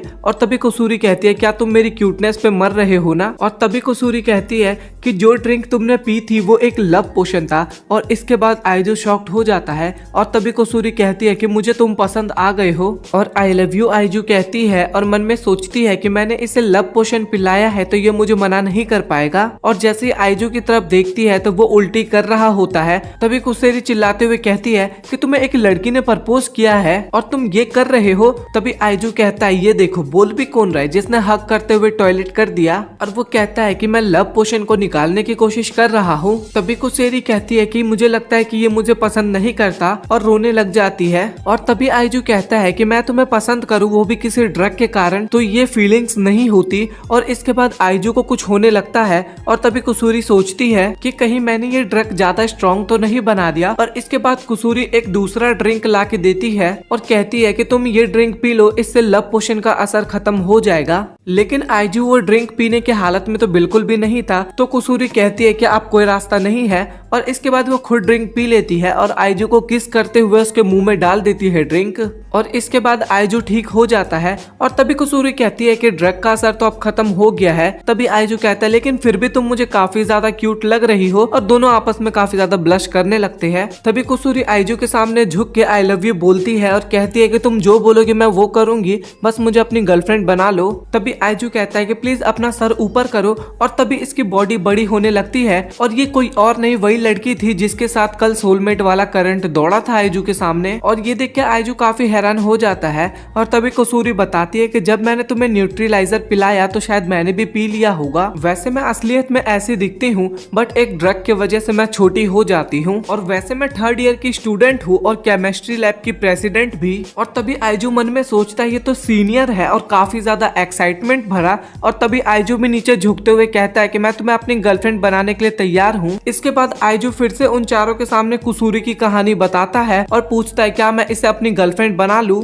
इंदा कहती है कि अपने बारे में कुछ और बताओ। और तभी कुसूरी बताती है कि मुझे ड्रग्स बहुत ज्यादा पसंद है। और तभी इंदा पूछती है क्या ये ठीक तो है ना। तभी आइजू बताता है कि ये ऐसी केवल ड्रग्स पीने की वजह से हुई है, वैसे तो ये एक 3rd ईयर की स्टूडेंट है। तभी कुसूरी बताती है कि मैं तुम सबके लिए भी ड्रग्स लेके आई हूँ, इंदा के लिए ब्रेस्ट बढ़ाने का ड्रग। तभी इंदा गुस्से में कहती है तुम कहना क्या चाहती हो। तभी कुसूरी कहती है तो तुम्हें नहीं चाहिए तो ट्विस्टिफाई मेडिसिन कैसा होगा। तभी इंदा गुस्से में कहती है तुम चाहती क्या हो। और वो 1-2 पोशन और दिखाती है और इसके बाद इंदा काफी ज्यादा गुस्सा हो जाती है और कहती है कि तुम्हें मेरे बारे में इतना कुछ पता कैसे चला। तभी कुसूरी कहती है कि आइजू से। और इसके बाद इंदा आइजू को मारने लगती है। और तभी कुसूरी कहती है कि रुक जाओ, आइजू ने मुझे तुम्हारे बारे में बताया था कि वो काफी ज्यादा सुंदर है और भोली और क्यूट है। इसके बाद इंदा आइजू से माफी मांगने लगती है और गले मिलती है। फिर इसके बाद कुसूरी हानाजोनो को देती है हॉट स्टफ मेडिसिन और इससे वो और भी ज्यादा हॉट बन जाएगी। और मन में सोचती है कि इससे मैं आइजू को और भी ज्यादा दीवाना बनाऊंगी और पूरी ड्रिंक पी जाती है। और तभी उसके शरीर पे पसीने आने लगते हैं और उसके पूरे कपड़े पिघलने लगते हैं। तभी कुसूरी कहती है कि इस ड्रग से कपड़े पिघल जाते हैं और वो बहुत ज्यादा एम्बैरेसिंग फील कर रही थी। तभी आइजू उसे अपना कपड़ा दे देता है। और तभी हानाजोनो कपड़े पहनते टाइम सोचती है कि इसमें से तो आइजू के पसीने की स्मेल आ रही है और काफी ज्यादा खुश हो जाती है। और तभी कुसूरी कहती है कि सुजुका के लिए बन फैन मेडिसिन। और सुजुका भी पूरा पी लेती है और उसके बाद 2 कान आ जाते हैं उसके एक्स्ट्रा। और ये देख के आइजू कहता है कि ये तो काफी ज्यादा क्यूट लग रही है। और तभी आइजू उसके कान टच करता है और ये सुजुका को काफी बढ़िया लग रहा था। और ईआई के लिए हेयर कंट्रोल मेडिसिन। और ये देख के ईआई भी काफी इम्प्रेस होती है और अपने बालों से आइजू का मुंह साफ करती है और उसे अपने क्लोज लाके उसे किस कर लेती है। तभी कुसूरी कहती है कि इस मेडिसिन का असर केवल 10 मिनट तक होता है और दोबारा पीने पे टकला होने का खतरा होता है। तभी ईआई कहती है कि टकला होने के बाद मुझे बाल का केयर करने की जरूरत नहीं पड़ेगी। तभी आइजू कहता है क्या तुम श्योर हो। तभी ईआई कहती है कि क्या तुम्हें मैं तभी भी पसंद आऊंगी आइजू। और तभी आइजू कहता है कि हाँ क्यों नहीं, जब तुम मोटी हो जाओ या फिर टकली हो जाओ मुझे तुम हर वक्त पसंद आओगी। तभी कुसूरी बताती है कि उसका सपना है कि वो रिसर्जन ज्वाइन करे और बहुत सारे ड्रग्स बनाए। तभी कुसूरी को अचानक से बहुत तेज टॉयलेट आता है और वो टॉयलेट के लिए जाती है। और तभी हानाजोनो कहती है कि मैं सबके लिए चाय निकाल देती हूँ। तभी कुसूरी बताती है कि आइजू के लिए अलग है और बाकी सभी लोगों के लिए अलग है, ध्यान रखना इसका। तभी आइजू कहता है कि इसका मतलब क्या है। तभी कुसूरी कहती है कि लड़कों का अलग और लड़कियों का अलग है और ये कहते ही निकल जाती है वहाँ से। और तभी कुसूरी वापस आती है और जैसे ही चाय पे उसका ध्यान जाता है तो वो हैरान होते हुए कहती है कि ये वाली तो आइजू के लिए थी, तो जल्दी से सभी अपने मुंह में से चाय को बाहर निकाल दो। तभी आइजू कहता है कि ये तो केवल डिफरेंट फ्लेवर वाली चाय है, तो इसमें क्या हो गया। तभी कुसूरी कहती है कि ऐसा नहीं है, ये चाय जो भी पिएगा वो केवल किस ही करते रह जाएगा, जो कि तुम्हें देनी थी ताकि तुम मुझे किस कर सको, और मैं तुम्हें सच में किस करना चाहती थी। तभी आइजू कहता है कि तुम्हें मुझे किस करने के लिए कोई मेडिसिन देने की जरूरत नहीं है। और ये सुनते ही कुसूरी आइजू से चिपक जाती है और किस करने वाली होती है। और तभी पीछे से इंदा आती है और वो कुसूरी को उठा के फेंक देती है और उन चारों पे चाय का असर होने लगता है और वो चारों आइजू को किस करने के लिए जाते हैं।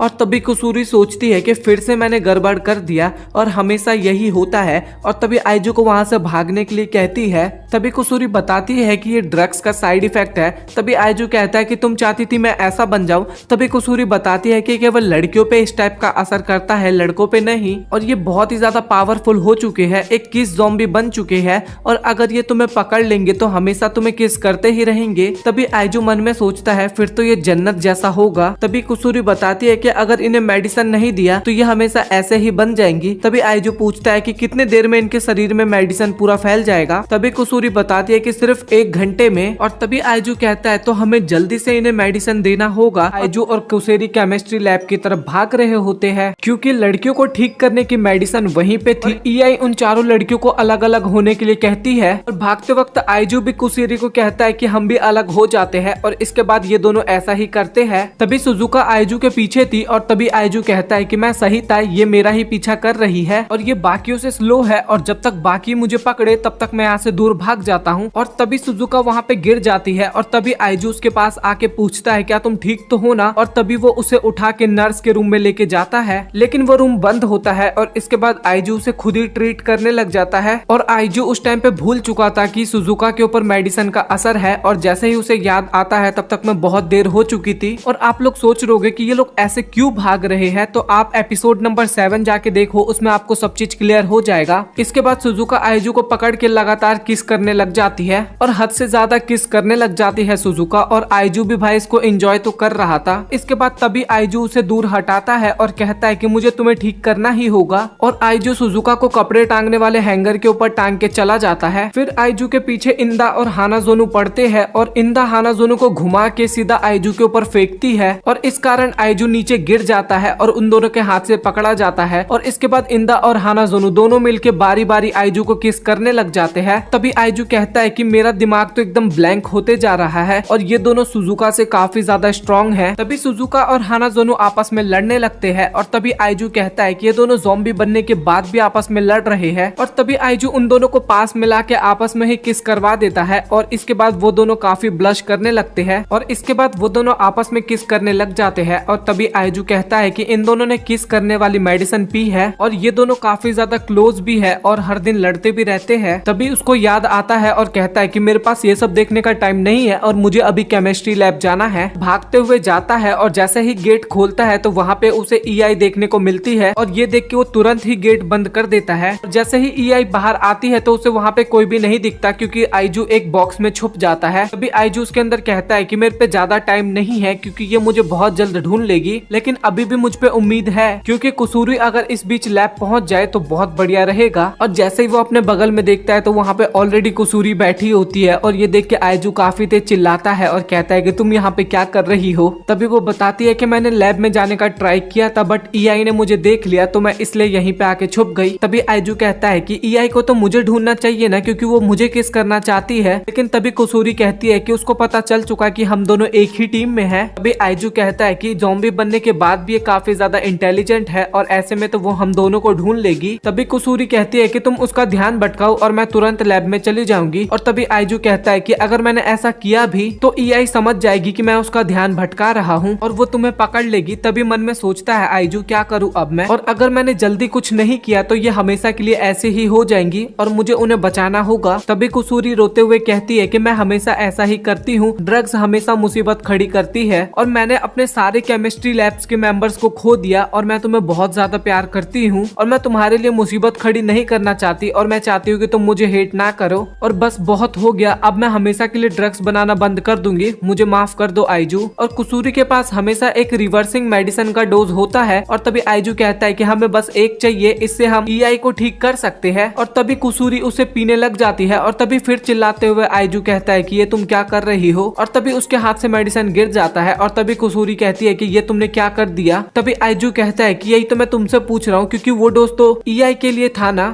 तभी कुसूरी चौंकते हुए कहती है कि ये तो बहुत अच्छा आइडिया था। तभी आइजू कहता है कि यही एक आइडिया ही था। तभी कुसूरी फिर से बड़ी हो जाती है। तभी कुसूरी बताती है कि अगर मैं बड़ी हो गई तो शायद मैं लैब में इजीली पहुंच जाऊं, क्योंकि ईआई ने मुझे अभी तक नहीं देखा। और तभी वो पूछती है कि तुम्हारा चेहरा लाल क्यों हो गया। तभी आइजू कहता है कि हम बहुत ही ज्यादा करीब है। तभी कुसूरी कहती है कि मेरे पे भी ज्यादा टाइम नहीं है, मैं ईआई को बाहर जाके बांध दूंगी। और इसके बाद कुसूरी बाहर जाती है और ईआई उसे देख के कुछ नहीं करती है। तभी आइजू कहता है कि ये आइडिया तो वर्क कर रहा है। और तभी कुसूरी रस्सी निकालती है, लेकिन ईआई उसे देख लेती है। और तभी कुसूरी बताती है कि मैं तो बस यहाँ से गुजर रही थी। और अगले ही पल में हमें दिखाया जाता है कि ईआई कुसूरी को बांध देती है। और तभी आइजू बोलता है कि अब मेरे पास कोई भी रास्ता नहीं है। तभी वो वहाँ से बाहर भागने लगता है और ईआई उसका पीछा करती है। और आइजू अपने आप को एक रूम में लॉक कर देता है, लेकिन ईआई इतनी ज्यादा पावरफुल हो चुकी थी कि वो दरवाजा ही तोड़ देती है। और आइजू वहाँ से चिल्लाते हुए भागने की कोशिश करता है, लेकिन नीचे गिर जाता है। और ईआई उसे पकड़ के किस करने लग जाती है और आइजू फिर से इसमें भी खो जाता है। और तभी अचानक से वहाँ पे कुसूरी आती है और उसे मेडिसिन पिला देती है और कहती है कि जब ये होश में आएगी तो ये पहले जैसी हो जाएगी। और क्या तुमने आइजू इसे प्लान किया था?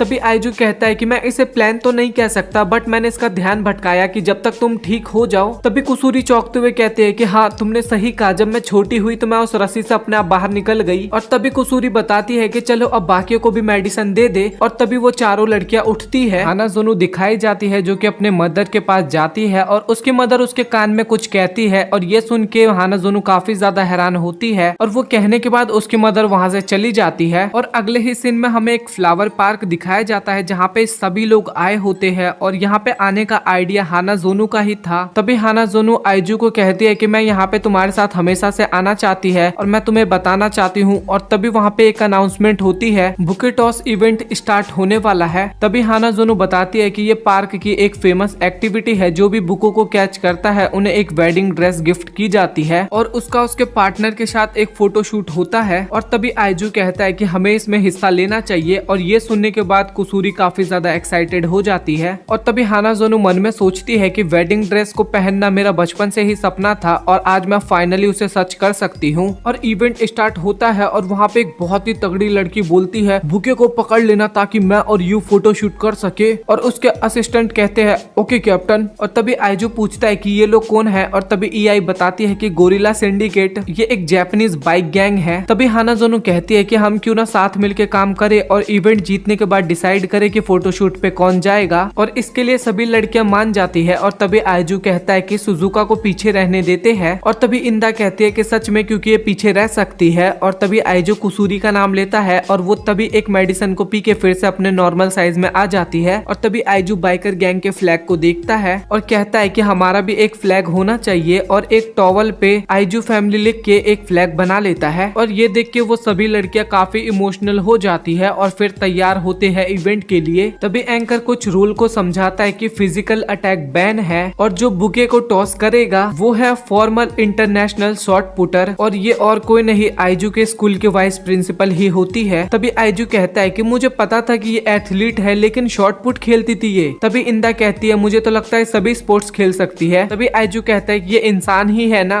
तभी टीचर बुके फेंकती है और वो काफी दूर फेंकता है और सभी लोग उसके पीछे चले जाते हैं। तभी वो बाइक वाली लड़की सभी को मारने लगती है और कहती है ये कोई फिजिकल अटैक नहीं है, हम तो बस ट्रेनिंग कर रहे हैं। और ये बाकी लोगों को उठा उठा के फेंकने लगती है और एक बंदा तो हानाज़ोनो के ऊपर आने वाला था, लेकिन इंदा उसे आके बचा लेती है। तभी वो कहती है कि अगर रूल तुम इस तरीके से बदलोगी तो मैं भी तुम्हारा ग्रुप को ज्वाइन करने वाली हूँ और मैं भी ये ट्रेनिंग करने को तैयार हूँ। तभी वो लड़की पूछती है कि तुम में इतनी ताकत कैसे है। और तभी इंदा कहती है कि मैं इस गोरिल्ला को रोकती हूँ, तुम बस जाके बुके को पकड़ो। और जैसे ही बुके गिरने वाली होती है बाकी के मेंबर्स तूफान ले आते हैं और बुके फिर से ऊपर चली जाती है। और आइजू उसको पकड़ने के लिए उसके पीछे जाता है और तभी उसे हवा में कुछ दिखाई देता है और ये और कोई नहीं सुजुका होती है। और ये आइजू के टॉवल की मदद से हवा में उड़ रही थी और जो तूफान उस गैंग के मेंबर्स ने किया था उस कारण सुजुका भी उड़ जाती है हवा में और सुजुका हवा में ही उस बुके को पकड़ लेती है और वो तीनों सुजुका को पकड़ने की कोशिश करते हैं, लेकिन उनके ब्रेस्ट पे टकरा के वो उछल जाती है और तभी आइजू उसे कैच कर लेता है। और ये देखने के बाद वो गोरिल्ला लड़की रोने लगती है और तभी इंदा कहती है कि थैंक्स मुझसे फाइट करने के लिए, और वो दोनों हाथ मिलाते हैं और आइजू कहता है कि हम लोग तो जीत गए। और तभी हानाज़ोनो कहती है कि चलो तो डिसाइड करे कि अब आइजू के साथ कौन पिक्चर क्लिक करवाएगा, और स्टिक निकालती है और कहती है कि जिनके स्टिक के पीछे रेड मार्क होगा वो जीत जाएंगे। और मन में कहती है कि विनिंग स्टिक के पीछे एक छोटा सा कट है, बट अगर मैं पहले ले लूं तो इनको डाउट हो जाएगा, तो इसीलिए मैं पहले किसी और को चुनने के लिए कहूंगी। और वो ईआई के बारे में सोचती है क्योंकि ये अपने करीब जो स्टिक होगी उसी को चुनने वाली है, और मुझे माफ कर देना क्योंकि मुझे अपना सपना पूरा करना है। तभी वो ईआई से पूछती है कि क्या तुम स्टार्ट करना चाहोगी, और तभी ईआई कहती है कि मैं उठाऊं, इससे बढ़िया रहेगा कि सभी एक साथ स्टिक उठाए। और ये सुनते ही हानाज़ोनो शॉक्ड हो जाती है और मन में सोचती है कि मैंने तो ये सोचा ही नहीं था। और इसके बाद सभी लोग स्टिक चुनते हैं और बाई लक हानाज़ोनो ही वो गेम जीतती है। और वहाँ पे कोसूरी रोने लगती है, लेकिन आइजू कहता है कि हम नेक्स्ट मंथ फिर से आ जाएंगे। तभी हानाज़ोनो कहती है किसी और को आइजू के साथ पिक्चर लेनी चाहिए, इससे उन दोनों की यादें ज्यादा होंगी। और बोलती है कि कुसूरी तुम आइजू के साथ पिक्चर क्लिक करवा सकती हो अगर तुम्हारा मन है तो। और कुसूरी उसे हक करती है और थैंक यू बोलती है। और तभी वो चुप हो जाती है और बोलती है कि रहने दो, तुम ही जाओ, क्योंकि मैं तुम्हें और आइजू दोनों को ही प्यार करती हूँ, तो तुम दोनों को भी एक साथ पिक्चर लेते हुए देखना काफी मजेदार होगा। तभी हानाज़ोनो कहते हैं कि हम सभी लोग एक साथ क्यों नहीं लेते पिक्चर, और फिर इसके बाद वो सभी लोग एक साथ पिक्चर क्लिक करवाते हैं। तभी हानाज़ोनो कहती है कि थैंक यू आइजू, क्योंकि ये मेरा सपना था, मैं जिससे प्यार करती हूँ उसके साथ मुझे एक पिक्चर क्लिक करवाना था, और तुम्हारे साथ मैं शुरुआत से लेकर अभी तक काफी ज्यादा खुश हूँ। ये ऐसा है जैसे कि कोई मैं फैंटेसी लाइफ जी रही हूँ। तभी आइजू कहता है कि मैं भी सेम ही फील करता हूँ, तो तुम्हारा भी थैंक यू। तभी हानाज़ोनो बोलती है कि मेरी एक और रिक्वेस्ट है। तभी आइजू बोलता है कि बोलो, क्योंकि मैं तुम्हारी सभी रिक्वेस्ट को पूरी करूंगा। तभी हानाज़ोनो बोलती है कि तुम प्लीज मुझसे ब्रेकअप कर लो। और तभी अगले सीन में आइजू सोचता है कि हानाज़ोनो ने मुझसे ऐसा क्यों बोला,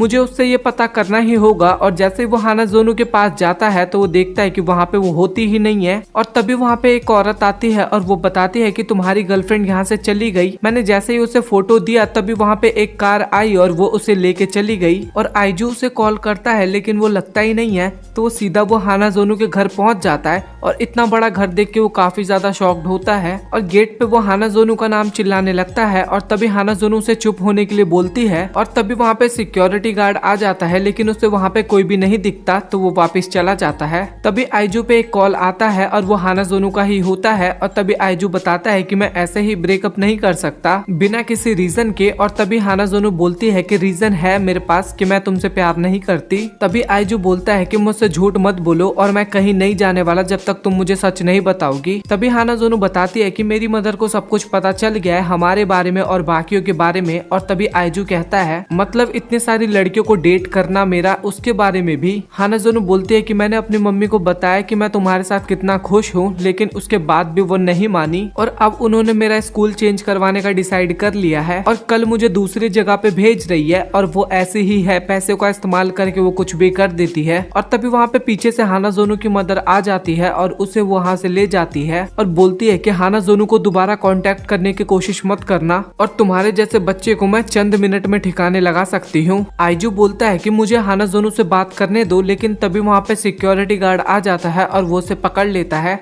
और तभी हानाज़ोनो की मदर बोलती है कि मैंने तुम्हें उससे दूर रहने के लिए बोला था ना, और मैं चाहूँ तो उसे कहीं भी दूर भेज सकती हूँ जहाँ कोई भी उसे कभी भी नहीं देख पाएगा। और ये सुनते ही हानाज़ोनो अपनी माँ से माफी मांगने लग जाती है और कहती है कि मुझे माफ कर दो, मैं आपकी सारी बातें मानूंगी, बट आइजू को आप कुछ मत करना। तभी उसकी मदर बोलती है कि मैं जो भी करती हूँ तुम्हारे भले के लिए करती हूँ और मैं किसी ऐसे पर्सन के साथ तुम्हें नहीं रहने दे सकती। और दूसरी तरफ आइजू जो कि काफी ज्यादा गुस्से में होता है क्योंकि ये हानाज़ोनो के लिए कुछ भी नहीं कर पा रहा था। और इसके बाद वो जाके सभी लड़कियों को सब कुछ बताता है। और तभी कुसूरी पूछती है कि अब तुम क्या करोगे आइजू। तभी आइजू कहता है कि मैं उनके मेंशन जाके हानाज़ोनो को वहाँ से भगा लूंगा। तभी सुजुका बोलती है कि ये इतना ज्यादा भी आसान नहीं होगा और इंदा बोलती है कि वो तुम्हें इजिली ढूंढ लेंगी। तभी आइजू बोलता है कि मैं सब कुछ करूंगा हानाज़ोनो की खुशी के लिए। आज मैं और हानाज़ोनो ये शहर छोड़ के चले जाएंगे लिए और एक दिन मैं जरूर आऊंगा तुम लोगों के लिए वापस, और क्या तुम लोग मेरा वेट करोगी। इंदा बोलती है कि अब पता नहीं कब मैं तुम्हें देखूंगी और क्या पता ना भी देख पाऊं, और हम यहाँ पे बैठ के तुम्हारा इंतजार ही नहीं करते रहेंगे, तो इसलिए मैं भी तुम्हारे साथ चलूंगी और मैं तुम्हारी मदद करूंगी उस बेवकूफ को बचाने में। और बाकी लड़कियां भी कहती है कि हम भी तुम्हारे साथ आएंगे। आइजू मन में सोचता है कि सभी लोग हानाजोनो को मेरी तरह प्यार करते हैं। इसके बाद वो लोग हानाजोनो को बचाने का मिशन शुरू करते हैं। फिर इसके बाद आइजू हानाजोनो को कॉल करता है लेकिन उसका कॉल नहीं लगता। फिर इसके बाद आइजू एक आइडिया सोचता है कि रबड़ बॉल उसकी खिड़की पे फेंक के रस्सी की मदद से उसको नीचे ला के यहाँ से भागने का।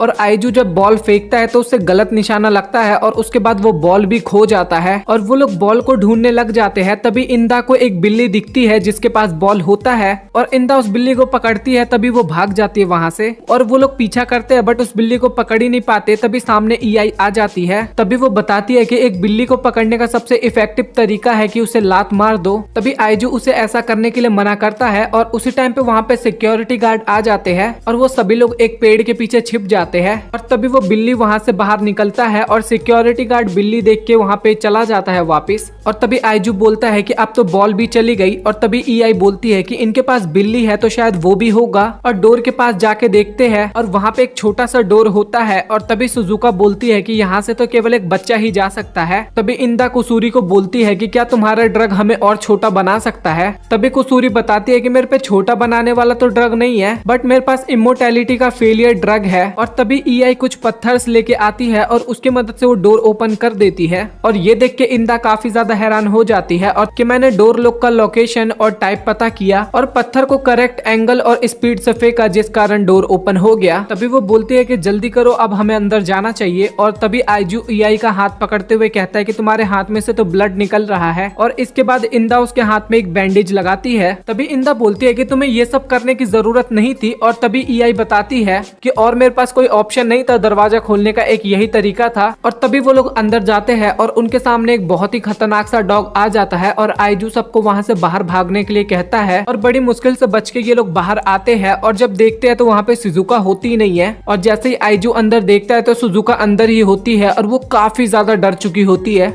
और आइजू चिल्लाने वाला होता है बट ईआई उसके मुंह पे हाथ रख के बोलती है कि तुम सिक्योरिटी अलर्ट कर दोगे। और दूसरी तरफ शिजुका डर के मारे खड़ी भी नहीं हो पा रही थी और वो डर के मारे नीचे लेट जाती है और उसके पास डॉग आ रहा होता है। और भाई शिजुका का शक्ल यहाँ पे काफी ज्यादा फनी लगता है और डॉग उसके पास आने के बाद उसे चाटने लग जाता है। और तभी ईआई बताती है कि मुझे पता था कि ये डॉग शिजुका पे अटैक नहीं करने वाला क्योंकि डॉग की एक खासियत है कि वो अपने से कमजोर की हमेशा रक्षा करता है। तभी इंदा बोलती है कि अगर कोई उनके इलाके में घुसे तब भी। और तभी ईआई बोलती है कि शायद कंफर्म नहीं हूँ बट मैं। तभी आइजू पूछता है कि अब हमें क्या करना चाहिए। और तभी ईआई बताती है कि सुजुका को उस डॉग की आंख पे अटैक करना चाहिए। तभी कुसूरी कहती है कि ये सब तुम मेरे ऊपर छोड़ दो और इस ड्रग की मदद से वो डॉग सो जाएगा। और वो सुजुका की तरफ फेंकती है और कहती है कि इसे इस्तेमाल करो। और सुजुका ये ड्रग डॉग को पिलाने की जगह खुद ही पी जाती है और खुद ही सो जाती है। और ये देख के इंदा काफी ज्यादा गुस्सा होती है और कहती है कि बेवकूफ, तुमने उसे डॉग को पिलाने के लिए क्यों नहीं बोला। और तभी ये डॉग सुजुका के मुंह से टपकता हुआ ड्रग को चाट लेता है और वो भी सो जाता है। और ये लोग फिर आगे बढ़ते हैं और सुजुका को ड्रग देके उठा दिया जाता है। और आगे वहाँ पे फिर से उनके सामने बिल्ली आ जाती है और जैसे वो बिल्ली आगे बढ़ती है तभी वहाँ पे अलार्म बजने लगता है और फिर से वहाँ पे सिक्योरिटी गार्ड आ जाते हैं। और फिर से सिक्योरिटी गार्ड को वहाँ पे कोई नहीं दिखता बिल्ली के अलावा। और सिक्योरिटी गार्ड भी बोलते कि भाई ये बिल्ली कितनी परेशान करेगी हमें। और वो लोग दरवाजे के पीछे छिप रखे थे इसलिए वो लोग फिर से बच जाते हैं। तभी वो कहते हैं कि यहाँ पे इंफ्रारेड सेंसर लगे हुए हैं। तभी ईआई कहती है कि आईआर गॉगल के बिना हमारे फेल होने के 99% चांस है। तभी कुसूरी कहती है कि मैंने इंफ्रारेड आई ड्रॉप लाई है। तभी आइजू उसे अपनी आंखों में डालने लगता है और तभी कुसूरी कहती है कि इसका साइड इफेक्ट ये है कि तुम्हें कुछ भी दिखेगा नहीं इसके बाद सिवाय इंफ्रारेड के।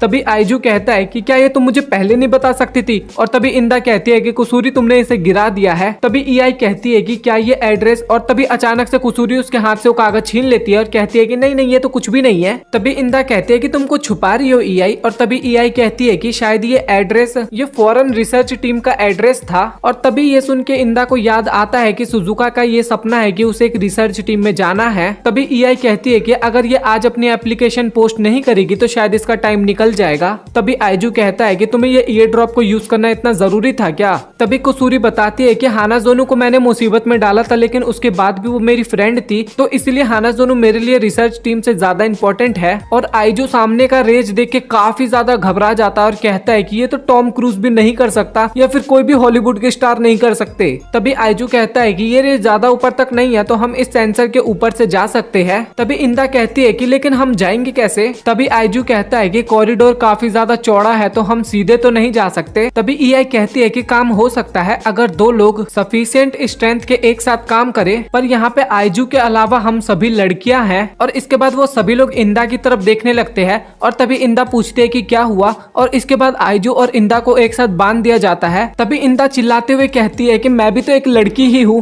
फिर इसके बाद वो दोनों ऊपर जाना स्टार्ट करते हैं। तभी ये लोग सेंसर के ऊपर आ जाते हैं और तभी आइजू पूछता है कि क्या तुम ठीक तो हो ना इंदा, और तभी इंदा हाँ बोलती है। तभी आइजू बोलता है कि लेकिन तुम्हारे कपड़े तो काफी ज्यादा स्मूथ और सिल्की लग रहे हैं। तभी इंदा हिचकिचाते हुए बोलती है कि नहीं, कपड़ा ही ऐसा ही है। तभी आइजू कहता है कि अच्छा ठीक है, लेकिन मुझे तो कुछ और ही लग रहा था। तभी इंदा मन में सोचती है कि आइजू का मुंह मेरे पेट पे है तो प्लीज ज्यादा टाइट मत करो, और मन में बहुत ही जोर से चिल्लाने लगती है और वो नीचे गिरे इससे पहले वो बहुत मुश्किल से क्रॉस कर ही लेते हैं। तभी आइजू बाकी सभी को बोलते हैं हम आगे जा रहे हैं, तुम यहाँ पे तैयार रहना। और अगले सीन में वो दोनों हाना जोनू के गेट के सामने होते हैं और जैसे ही इंदा गेट खोलती है तो सामने हाना जोनू रो रही होती है और तभी अचानक से वहाँ पे अलार्म बजता है। तभी आइजू समझ जाता है कि डोर पे भी अलार्म लगाया गया था और तभी हाना जोनू बोलती है कि तुम यहाँ पे क्या कर रहे हो। तभी आइजू बोलता है कि हम तुम्हें यहाँ से ले जाने आए हैं, जल्दी चलो। और तभी वहाँ पे काफी ज्यादा सिक्योरिटी गार्ड आ जाते हैं और तभी हाना जोनू की मदर वहाँ पे आ जाती है और कहती है कि तुम दोनों यहाँ पे क्या कर रहे हो,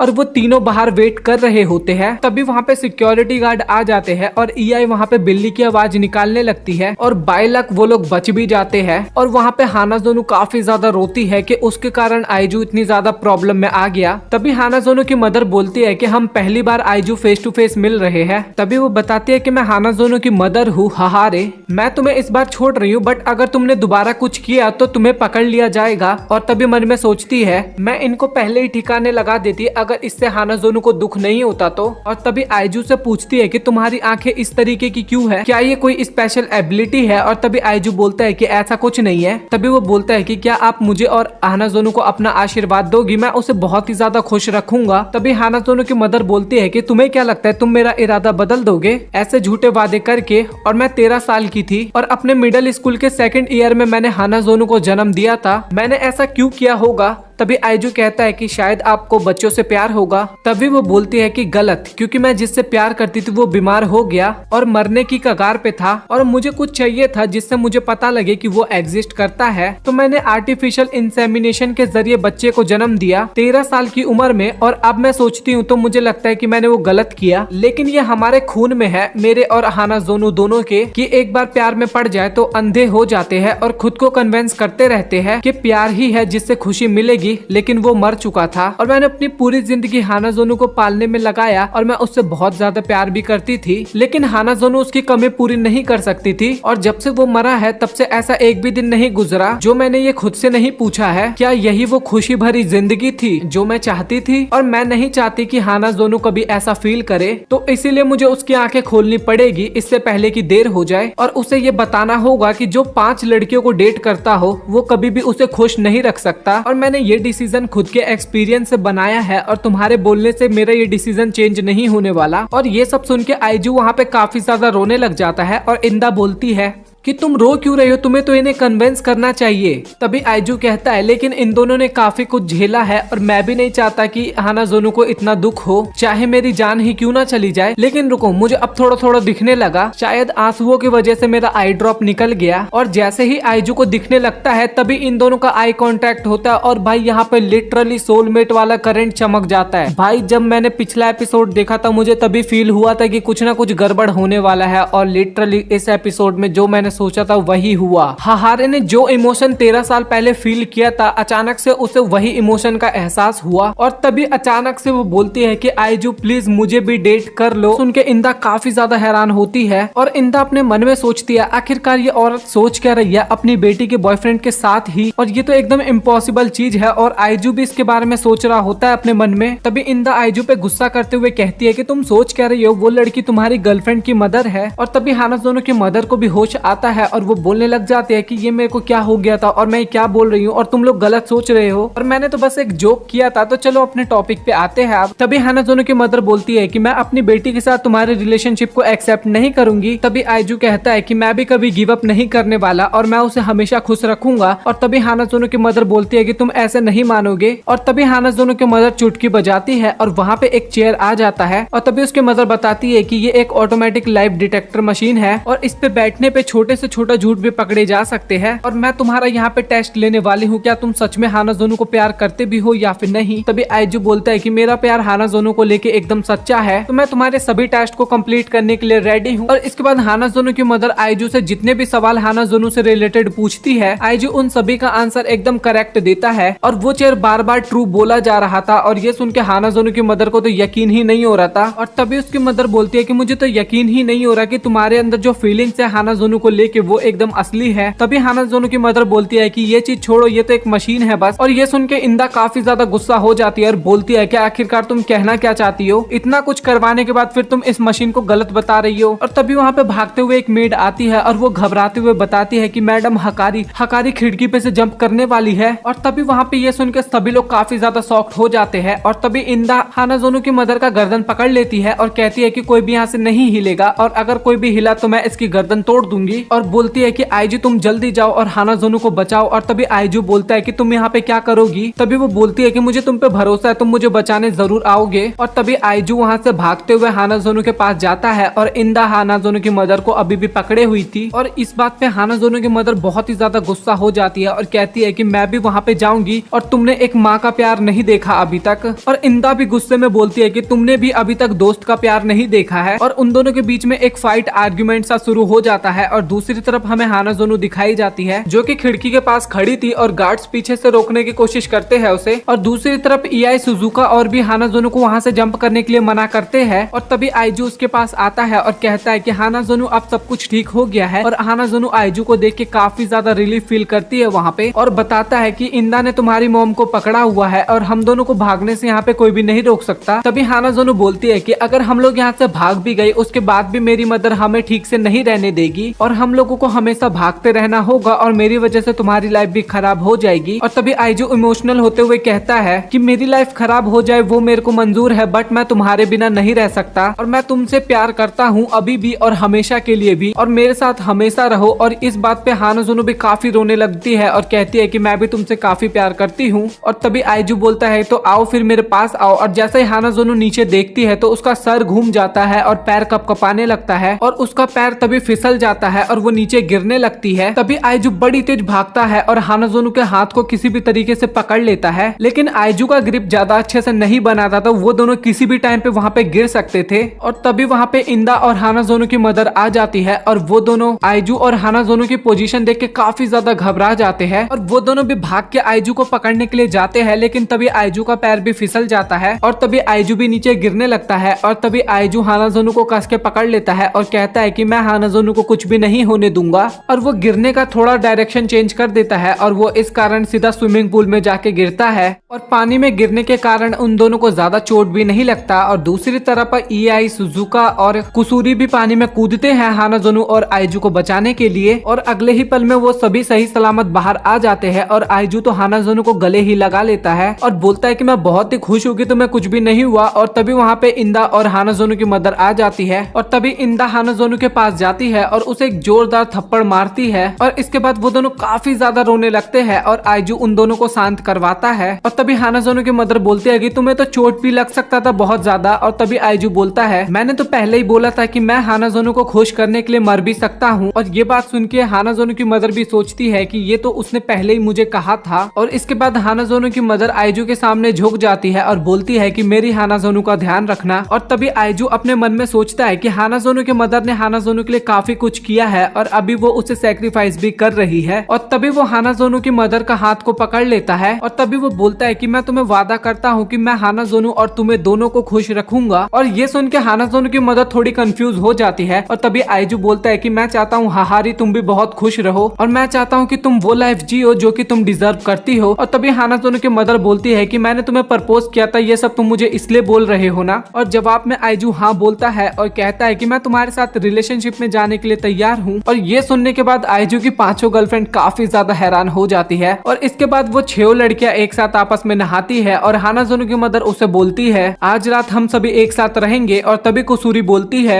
ये बाथटब तो बहुत ही ज्यादा बड़ा है। और तभी कुसूरी एक मेडिसिन पी लेती है और वो अपने असली फिगर में वापस आ जाती है। और इतने अच्छे अच्छे फिगर को देख के इंदा थोड़ी सी जेलस होती है और वो वहां से चुपचाप कल्टी खा लेती है। हानाजोनो की मदर पानी पीने के लिए जाती है और तभी आइजू बोलता है कि मैं भी तुम्हारे साथ चलता हूँ। और वो दोनों किचन की तरफ जाने लगते हैं जहाँ पे आइजू और हाहारी दोनों एक साथ जाते हैं। और आइजू मन में सोचता है कि हाहारे तो बचपन से लेके अब तक केवल हानाजोनो को ही संभालने में अपनी जिंदगी बिताई है। तभी वो बोलता है कि हाहारी अब हम दोनों एक साथ मिलकर हमेशा खुश रहेंगे। और ये सुनते ही हाहारी काफी ज्यादा ब्लश करने लगती है और कहती है कि मुझे माफ कर देना बट मैं अब अपने आप पे कंट्रोल नहीं कर पा रही और प्लीज मेरे साथ मेरे रूम में चलो। बाकी पांचों गर्लफ्रेंड दिखाई जाती है जो कि कार्ड्स का गेम खेल रही थी, जिसपे इंदा बोलती है कि उन्हें इतना टाइम कैसे लग रहा है, वो तो केवल पानी लेने गए थे। और ये सब सुनने के बाद हानाजोनो थोड़ी परेशान होती है और मन में सोचती है कि क्या मेरी मदर और आइजू कुछ गलत काम तो नहीं कर रहे ना। तभी इंदा बोलती है कि तुम टेंशन ना लो, मैं तुम्हारी मदर को जानती हूँ, वो कुछ ऐसा नहीं करने वाली।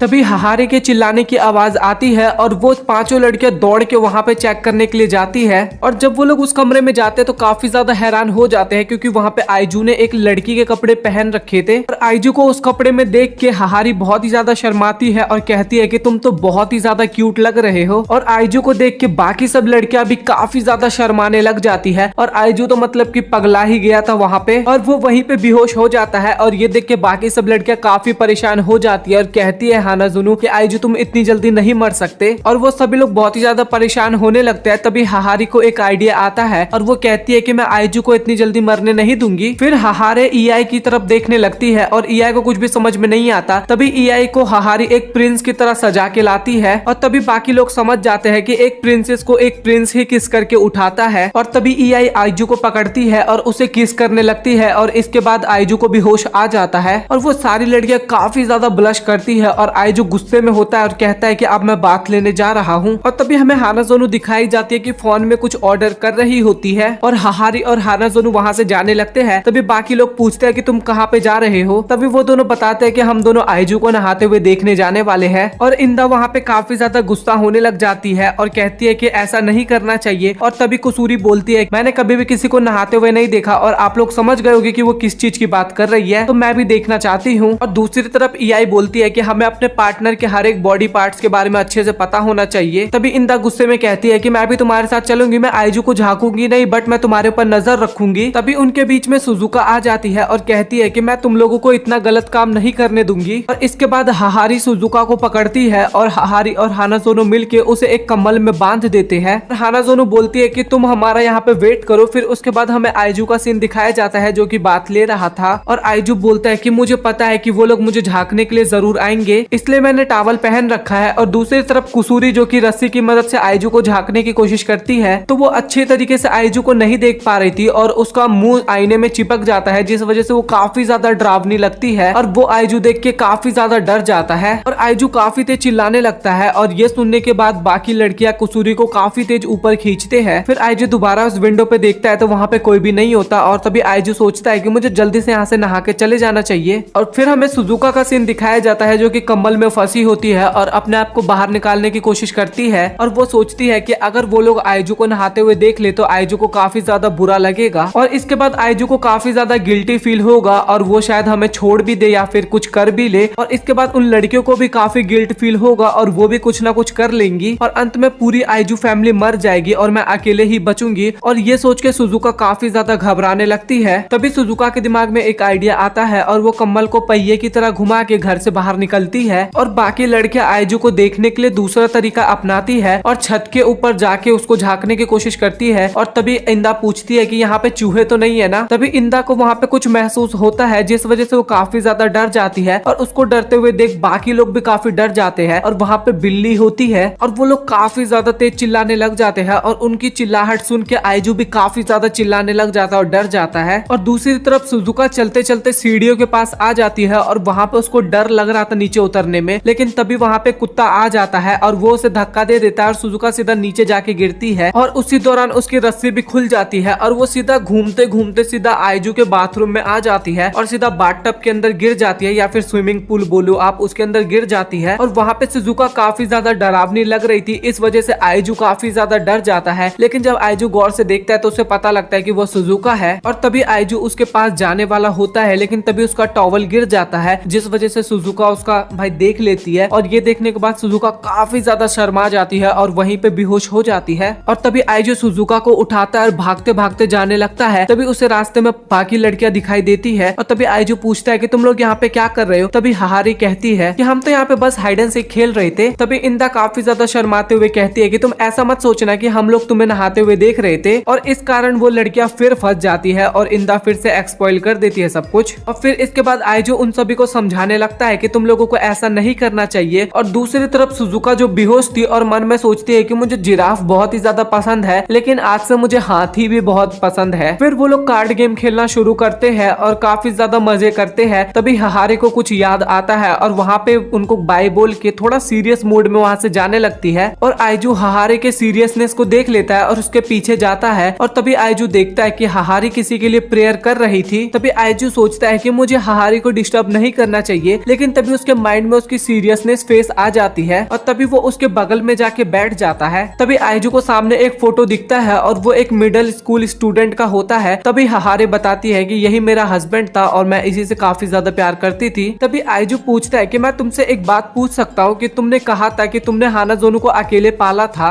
लेकिन ऐसा तो नहीं होगा कि तुम्हारे पास और लड़के का ऑप्शन नहीं आया होगा, तो तुमने हमेशा से अकेला रहना ही क्यों चुना। तभी हाहारी बोलती है कि मुझे इसके बारे में बात नहीं करना। तभी आइजू बोलता है कि मुझे पता है कि मैं बहुत छोटा हूँ और मैं बच्चा हूँ, बट मैं चाहता हूँ कि तुम्हारे दिल में जितनी भी बोझ है वो तुम मुझसे शेयर करो। तभी हाहारी रोने लग जाती है और कहती है कि मैं अब तक अपने पहले प्यार को भुला नहीं पाई। वो इस दुनिया में नहीं है, बट अभी भी मैं उससे काफी ज्यादा प्यार करती हूँ और इसके बाद मुझे और कोई दूसरा लड़का पसंद ही नहीं आया, बट मैं तुम्हारे प्यार में गिर गई। मुझे पता है कि ये गलत है। और तभी आइजू हाहारी को गले लगाते हुए कहता है कि तुम्हें अपने पहले प्यार को भुलाने की कोई जरूरत नहीं है। तुम हानाजोनु के फादर और मुझे दोनों को एक साथ प्यार कर सकती हो और इसमें कोई गलत बात नहीं है, क्योंकि तुम्हारा जो प्यार है वो एकदम सच्चा है। और अगर तुम्हें कभी भी फील हो कि मैं तुम्हें फेक लव करता हूँ तो तुम मुझे कभी भी छोड़ सकती हो, लेकिन मैं तुम्हें वादा करता हूँ कि ऐसा कभी भी नहीं होगा, क्योंकि मैं तुमसे सच्चा प्यार करता हूँ। और ये सुन के हाहारी काफी ज्यादा इमोशनल हो जाती है और आइजू को गले लगाते हुए कहती है कि मैं भी तुमसे बहुत ही ज्यादा प्यार करती हूँ। तभी हाहारी आइजू को बोलती है कि क्या तुम मुझे किस कर सकते हो, लेकिन तभी माफी मांगते हुए कहती है कि नहीं नहीं, मेरे मुंह से गलती से निकल गई। तभी आइजू हाहारी को पकड़ता है और उसे किस कर लेता है और ये देख के हाहारी को भी काफी ज्यादा इमोशनल सा फील होता है। फिर हमें रात का सीन दिखाया जाता है जहाँ पे हानाजोनु इंदा के साइड सो रखी थी, लेकिन वो वहाँ से उठ के आइजू के बगल में आके सो जाती है और इसके बाद आइजू का भी नींद खुल जाता है। तभी आइजू पूछता है कि तुम यहाँ पे क्या कर रही हो। तभी हानाजोनु बताती है कि मैं तुम्हारे साथ सोना चाहती थी और ये सब बात इंदा भी सुन रही होती है। तभी हानाजोनु बोलती है कि मैं काफी ज्यादा डर गई थी और मैं तुम्हें खोना नहीं चाहती थी। और इसके बाद आइजू हानाजोनु को किस करते हुए कहता है कि तुम टेंशन ना लो, मैं तुम्हारे साथ हमेशा रहूंगा। फिर सभी लोग सो जाते हैं और कुछ टाइम बाद आइजू की आंख खुलती है और वो इंदा को देखता है कि इंदा और हानाजोनु अलग ही दोनों लगे होते हैं। फिर इसके बाद आइजू बाथरूम करने के लिए जाता है और तभी आइजू को सामने एक लड़का दिखता है और उस लड़के को देख के आइजू काफी ज्यादा हैरान हो जाता है, क्योंकि वो लड़का और कोई नहीं हाहारे का हस्बैंड होता है। और हानाजोनु का फादर काफी ज्यादा गुस्सा होता है और कहता है कि मैं तुम्हें नहीं छोड़ूंगा, क्योंकि तुमने हानाजोनु और मेरी वाइफ दोनों को मुझसे छीन लिया और तुम मुझसे डर क्यों नहीं रहे, और बाथरूम में तो तुम काफी ज्यादा डरे थे, पर तुम मुझे देख के क्यों नहीं डर रहे। तभी आइजू कहता है कि मैं घोस्ट से डरता हूँ, लेकिन आप तो हानाजोनु के फादर हो और आपको तो हाहारी ने प्यार किया था, तो मुझे पता है कि आपका दिल बहुत ही अच्छा होगा। और ये सुनने के बाद हानाजोनु का फादर भी रिलीफ सा फील करता है और कहता है कि तो क्या फिर मैं तुम्हें कर्ज दे दूं। तभी आइजू बोलता है कि आपको कर्ज देने की जरूरत नहीं है, बट मैं हानाजोनु और हाहारी दोनों को काफी ज्यादा खुश रखूंगा। और घोस्ट कहता है कि हाँ, मुझे पता है कि तुम उन दोनों को काफी ज्यादा खुश रखोगे, क्योंकि मैं 16 साल से देख रहा हूँ उनकी लाइफ में काफी ज्यादा लड़के आए, लेकिन उन दोनों ने कभी भी किसी को नहीं चुना, बट उन दोनों ने तुम्हें चुना। और मैं तुम्हारा शुक्रिया करना चाहता हूँ, क्योंकि तुमने हाहारी के दिल से इतना बड़ा बोझ उतार दिया। और आपको टेंशन करने की जरूरत नहीं है, क्योंकि मैं जिनको भी प्यार करता हूँ उनको काफी ज्यादा खुश रखता हूँ, और आप भी हमें ऐसे ही खुश रहते हुए देखो। और तभी आइजू कहता है कि आपका बहुत बहुत शुक्रिया हानाजोनु को इस दुनिया में लाने के लिए। और ये सब सुनने के बाद हानाजोनु के फादर काफी ज्यादा खुश हो जाते हैं और तभी उनके चारों तरफ एक रोशनी सी आ जाती है। तभी आइजू पूछता है कि ये सब क्या है पापा। तभी हानाजोनु के फादर बोलते हैं कि मैं तुम पे बहुत ही ज्यादा ट्रस्ट करता हूँ, तो आज मेरी आत्मा को मुक्ति मिल जाएगी और मुझे तुम बहुत ही अच्छे लड़के लगे। तभी आइजू कहता है कि आपने तो मुझे प्रॉमिस किया था कि हम दोनों मिलके उन दोनों का ख्याल रखेंगे, लेकिन तभी हानाजोनु के फादर वहाँ से गायब हो जाते हैं। और तभी देखता है कि आइजू वहीं पे सो गया था और फिर वो वो उठा है। फिर उसके बाद वो लोग वहाँ से जाने लगते हैं। तभी हाहारी बोलती है कि तुम्हें जब मन करे तुम यहाँ पे आ सकते हो। फिर वो लोग वहाँ से चले जाते हैं और फिर उसके बाद हमें स्कूल का सीन दिखाया जाता है और असेंबली में दिखाया जाता है और वहाँ पे हाहारी आई होती है जो कि बताती है कि मैं इस स्कूल की नई चेयरपर्सन हूँ। तभी वो अपने मन में सोचती है कि मैं आइजू को इतना देखना चाहती थी कि मैंने उसीलिए इस स्कूल को भी खरीद लिया। और ये देखने के बाद हानाजोनु और इंदा काफी ज्यादा गुस्सा होते हैं और आइजू भागते भागते स्कूल जाने से पहले एक बार हाहारी से मिलना चाहता था, तो वो उसके घर पे जाता है। तभी उसकी मेड बताती है कि हाहारी मैम तो अभी स्कूल में है। फिर आइजू सोचता है कि मैं इतनी मेहनत से यहाँ पे भाग के आया। फिर उसके बाद वो फिर से स्कूल जाता है